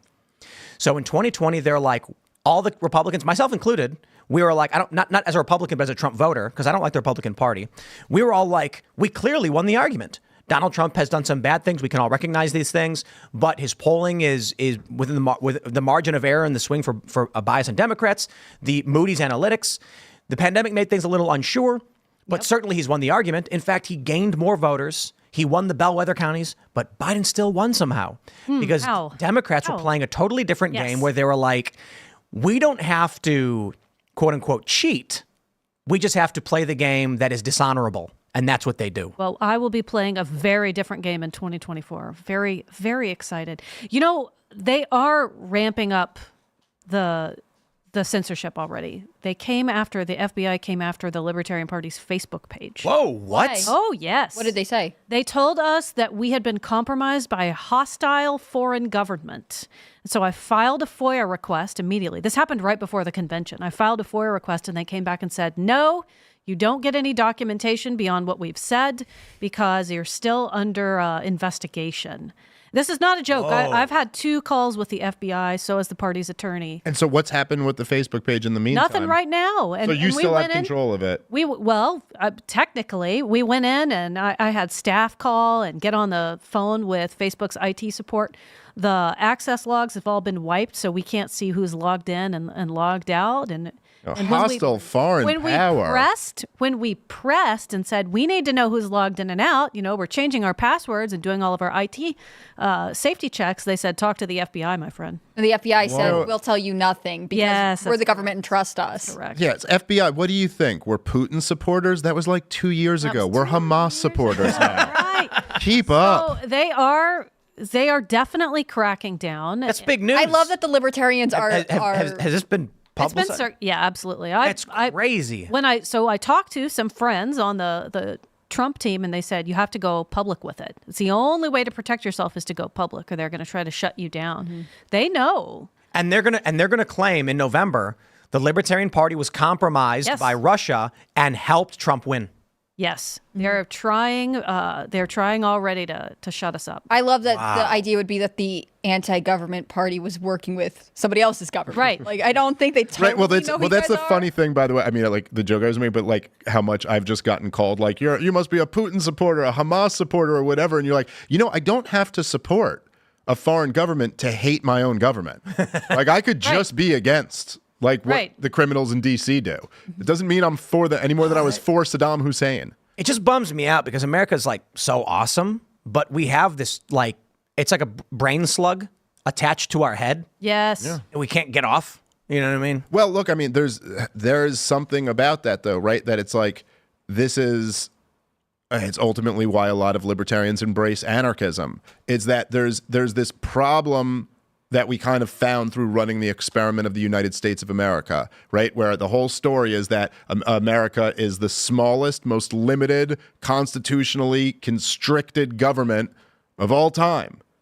And this produces the wealthiest society that's ever existed. And then, because the society is so wealthy, the government can just leech right off that. And then now, at this point, we have the biggest government in the history of the world. I got... like an elephant, and I just feel like I'm following it with a shovel. That is the role of the LP in this election. There's a video, I don't know if you've ever seen, but you'll want to share with the entirety of the Libertarian Party, where this guy, was it Gray Plays Games or whatever? Serge, do you know this one? There's a guy who plays video games. And there's a game, I think it's called City State. It's been a while since we talked about this. And it's similar to Civilization. You build a city-state. You determine if you want high taxes or low taxes, high policing, low policing. And so he decides to do a playthrough where he's like, I am going to make just total chaos. No government, no taxes, nothing. People can do whatever they want. I don't care. It's going to be a disaster. And as he's playing it, what do you think happened? I don't know. Did it work out great? Ski resorts popping up everywhere, Awesome skyscrapers. He was like, what's happening? There's no poor people. There's no crime. Oh my God. And this video went massively viral. He thought by not having government, it would be crime and chaos and Mad disaster. Max. And then he's like, I'm building another ski resort. And there's just building mountains and ski resorts everywhere. Everyone's living in just pure wealth. Well, That was I mean, funny. look, dude, there's the amount, and this is kind of like what we were getting at before, even if there are some services that the government provides, which are, and like, I agree with you, like there are some services, particularly my local government provides, that are like, they're okay. They're fine. They're never great, but they're okay. You know what I mean?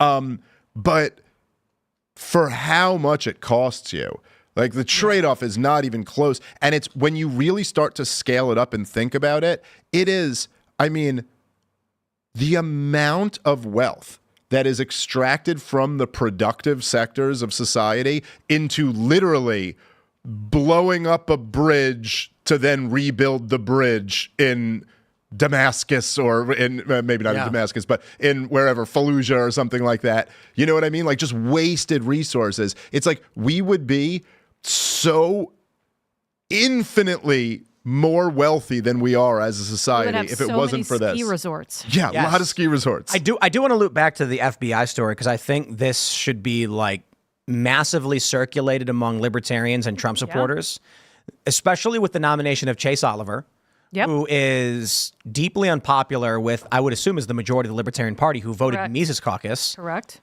Will pull votes from Joe Biden. 100% he will.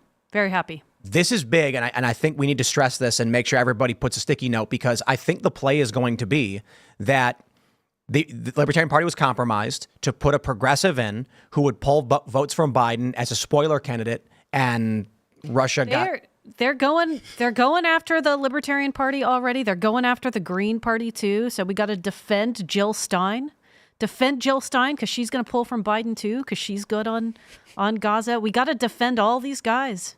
Wow. And if Biden ends up winning, they'll maintain that narrative and try and use this against third parties to absolutely. Increase barriers to entry. Absolutely. I would not be surprised if they make a move where they're like, this is not a two-party. We're not, it's not intentionally two-party, but because of Russian interference, these third parties need to be vetted by the FBI. Absolutely. They're democracy. And I mean, it really is interesting. Kennedy is pulling more from Biden too. And I think that people were nervous at first that he would not be, but he is. There's a lot of Democrats who want pandemic amnesty and a return to sanity, whatever that means in their minds. So they think that that's Kennedy. Let's just go back to 2012 era. Old school Democrats. Apparently old school is 12 years ago.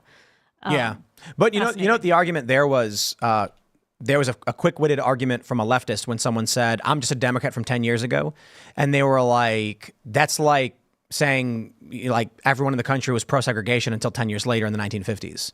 So the argument from progressives is, yes, quite literally, you are a Democrat from 10 years ago. That's what being conservative is. Yeah. You're holding on to the old values that we've moved on from. That's also what being a conservative is I'm a Democrat from 10 years ago. Yeah. It's what it has been my entire life. I mean, look, even Donald Trump is essentially, he's a liberal from when I was a kid. I mean, like, that's like what he is. It's not like a New York liberal. I mean, that's a New York Democrat. That's what he was and what he always has been and kind of still is. A 90s Democrat, to be like, not from 10 years ago, from 30 years ago. Fine. But like, I do think a lot of times, especially it's because we all create our own little bubbles these days, and we all are in a bubble of like talking about politics all the time and hyper focusing on it. And it's very easy to get removed from the fact that that is just not the reality for 95% of voters. And 95% of voters just don't think about this as much as we do. And I'm not like blaming them for that. I don't know.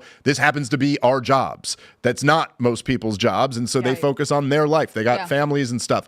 You can only have so much capacity. Like if you want to explain why Bobby is doing so well with Democratic voters, I do think a lot of it comes down to the fact that there's a whole lot of Democratic voters who go, I think the Democrats have gone a little bit crazy as of late, and they are attached to that name. People do not understand how much value that name still holds. A lot of value. For so many Democratic voters. I got an interesting little point to add to that, wrap up this segment, though, is after every election, viewership and revenue on political shows drops dramatically for obvious reasons. People are tired, they're burned out, and they're just like, I'm over it, I don't want to hear about it anymore. Advertising. So you get politicians are dumping money into ad campaigns, so revenue starts going way, way up. And by the end of this year, ad rates for political channels will be like 2 or 3 times higher than the average. Everyone else will get a little bump as well because it's multi-billion dollars. The question then becomes, as we as a company are budgeting out for how many people we can hire, what we can build, we got to make sure that we have enough money left over. And so the concern is, well, don't forget, come December, we are going to see, December on presidential election cycles is a massive burst of money. Every December, companies will dump their advertising budgets. They get a budget for the year or for the quarter, and they say, if we don't spend it now, we're going to lose it. You're better off just spending it. So they do. And then ad rates go through the roof. Come January, budgets are not set, and so ad rates collapse. Now the question is, January 2025, will ad rates collapse or will they skyrocket? Because it won't be in the middle. Assuming what happens after this election is bedlam, viewership on political channels will go through the roof. After 2021, we actually had a couple months where it was nuts. Viewership was insane because of January 6th and all these things.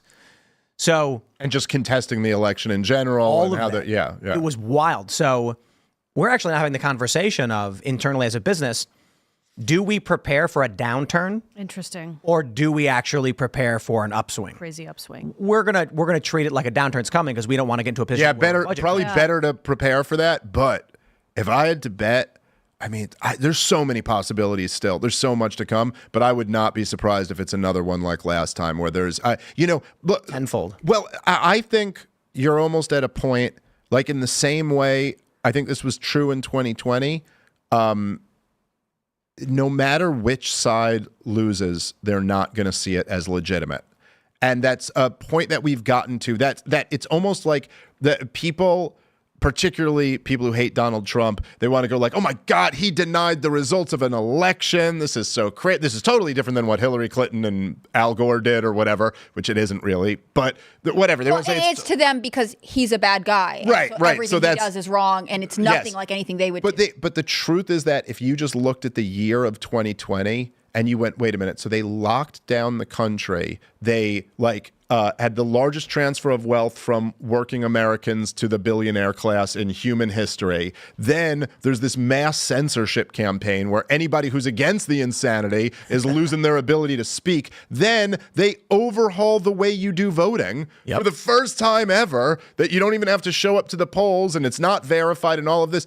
You just look at those fundamentals, you go, yeah, obviously they were never going to trust this thing. And I think that's the same now, but for both sides. You know, it's like, I think if Donald Trump wins, the Democrats are going to think it's illegitimate. If Biden or whoever it is wins, the Trump supporters are going to say it's illegitimate. And I just think this circus is going to continue on, would be my guess. We're going to grab super chats. I know we pushed it a little bit, but the FBI thing I think was really important to get into. That's crazy. So smash that like button, subscribe to this channel, head over to timcast.com and become a member. Click join us at timcast.com. Click join us. That members only call-in show will be up in about 12 minutes where you get to call in, talk to us and our guests, but we will grab super chats. Let's grab those quickly. Waffle Sensei says, howdy people. Let's see if Dave admits he is voting for Trump in 2024. Let's go. There's nothing to admit. I tell the truth. I tell the truth, dude. I'm telling it right now.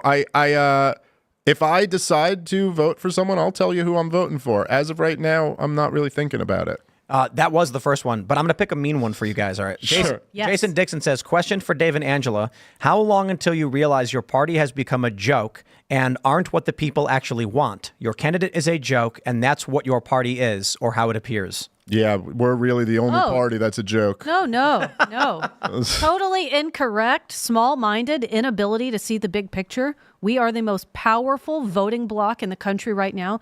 You can hate my candidate. He will decide the election outcome. If you are a Trump supporter, you should love my candidate. You should be thanking me. You should be sending us donations. We are winning the election for you. That is the narrative, and it is probably the truth. Well, can I just say that, like, look, I understand there's always an argument about whether you should be involved in a third party under a system that's rigged for two parties, you know, like, and I get that. And me and Angela have lots of great libertarian friends who are Republicans who do like incredible stuff there. There's Eric Brakey and Tho Bishop and some of these guys who are, I love these guys to death. There's a debate. I've had this debate with people before, and there's arguments on both sides. But can you really just could you just sit here and say, given the state of the Republican Party and the Democratic Party, given the state of the trajectory of this country, you can't admit that, like, there's an argument that maybe we should try something else here. Maybe we should try something that can shake this up, plant a flag somewhere, have a home for people who have a different view of what type of society we should be living in. And in this experiment that we've been Angela's been in the party longer than I have, but since the kind of Mises Caucus takeover of this thing and Angela being the chair, it's at least made the party undeniably more relevant and in the current cultural conversation than ever in its history. Well, that may be, but you are all still a joke. But to be fair, the Democrats and the Republicans are also jokes. Yes, so I will own it. I will 100% own being a joke.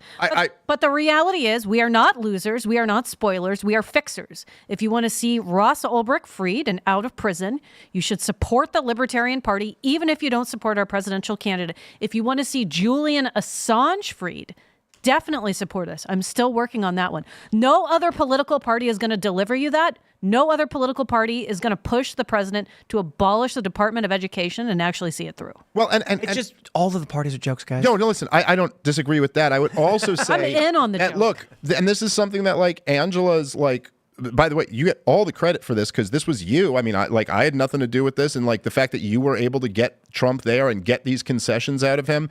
I'll say this. Amazing. One of the major problems that you have in politics is that when elections come, and it's an election year, people get super tribal. and they get super behind their guy. And you can kind of understand why. Like, you can understand why it's like, hey, you know, I tweeted the other day. I find this really interesting. But I said, Thomas Massie is more America first than Donald Trump, and it's not even close. Okay? Now this tweet blew up and kind of went a little viral. And there were all these Trump supporters who were so angry at me for saying that. And they go, why would you say that now? He's not running for president. So, like, why are you taking shots at Trump when he's the American? And it's like, kind of, to me, the way my mentality works, it's like, why say it? Because I believe it.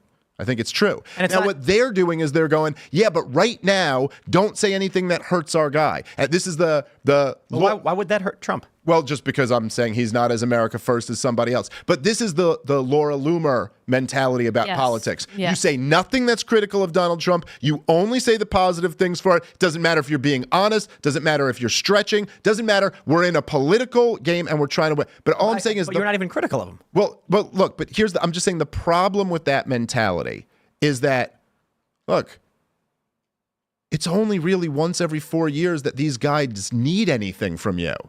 Right now, they need something from you. They need your vote. They need your money. They need your support. Once they get in there, this is his second term. He doesn't need anything from you anymore. So right now should actually be the time when, say, Trump supporters who are 100% going to vote for Trump, right now should be the moment that they're like, but you better be America first. You better only put America first people in your cabinet. Like, hey, I'm a loyal Trump supporting Republican, but if I smell Mike Pompeo around this goddamn administration, I'm bailing on this thing. You see, this is the time when you should actually, yet none of the Trump supporters are doing that. They're just blindly following him. None of the Biden supporters are doing that. They're just blindly following. And Angela's kind of the only one who's at least found a way to get him to, like, make some promises that you're going to do some things better in this next go around. One of the things that I thought was really interesting when Haley, it was before South Carolina, she's saying, I'm not going to drop out, because if I did, it would be the longest general election in American history. And I actually thought that would have been good for this MAGA America First movement, because they could have spent every day being like, Trump, you need to tell us exactly who you're going to put in your cabinet.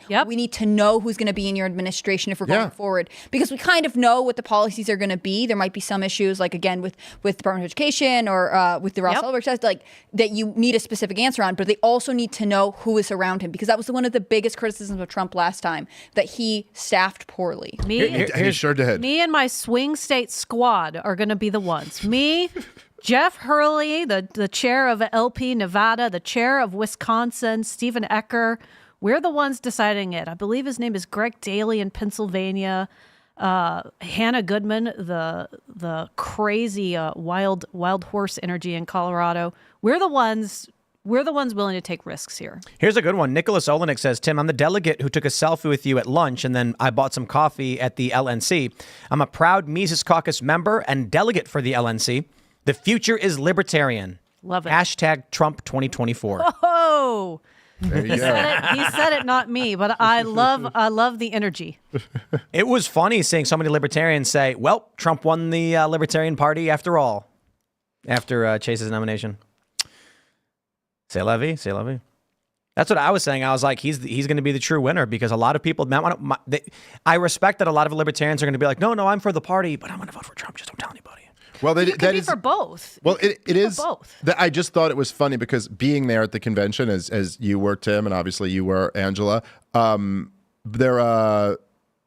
there's just this dynamic where a lot of the kind of freakier members of the LP who were like booing Trump like a bunch of college leftists when he spoke. They were hysterical with booing Trump, and then turned around and voted for Chase. And you were like, you realize how much better that is for him than a standing ovation? Like, you could have just not booed and just clapped, just loved everything he had to say, and that wouldn't have helped him nearly as much. They gave me a lot of grief as I set that thing up, and I said, you just trust me. They all thought corporate media is going to tell everybody we love Donald Trump, and I said, I don't think that's what corporate media is going to say about us. No, it was the opposite. Yeah, well, they didn't have any clue what was going to happen. What happened was that the corporate media actually gave us some kind of cool headlines, because they were just trying to make Trump look bad. And they were like, the libertarians are so critical of Donald Trump. But what happened was that the more right-wing online media, they had actual, like, video from the room.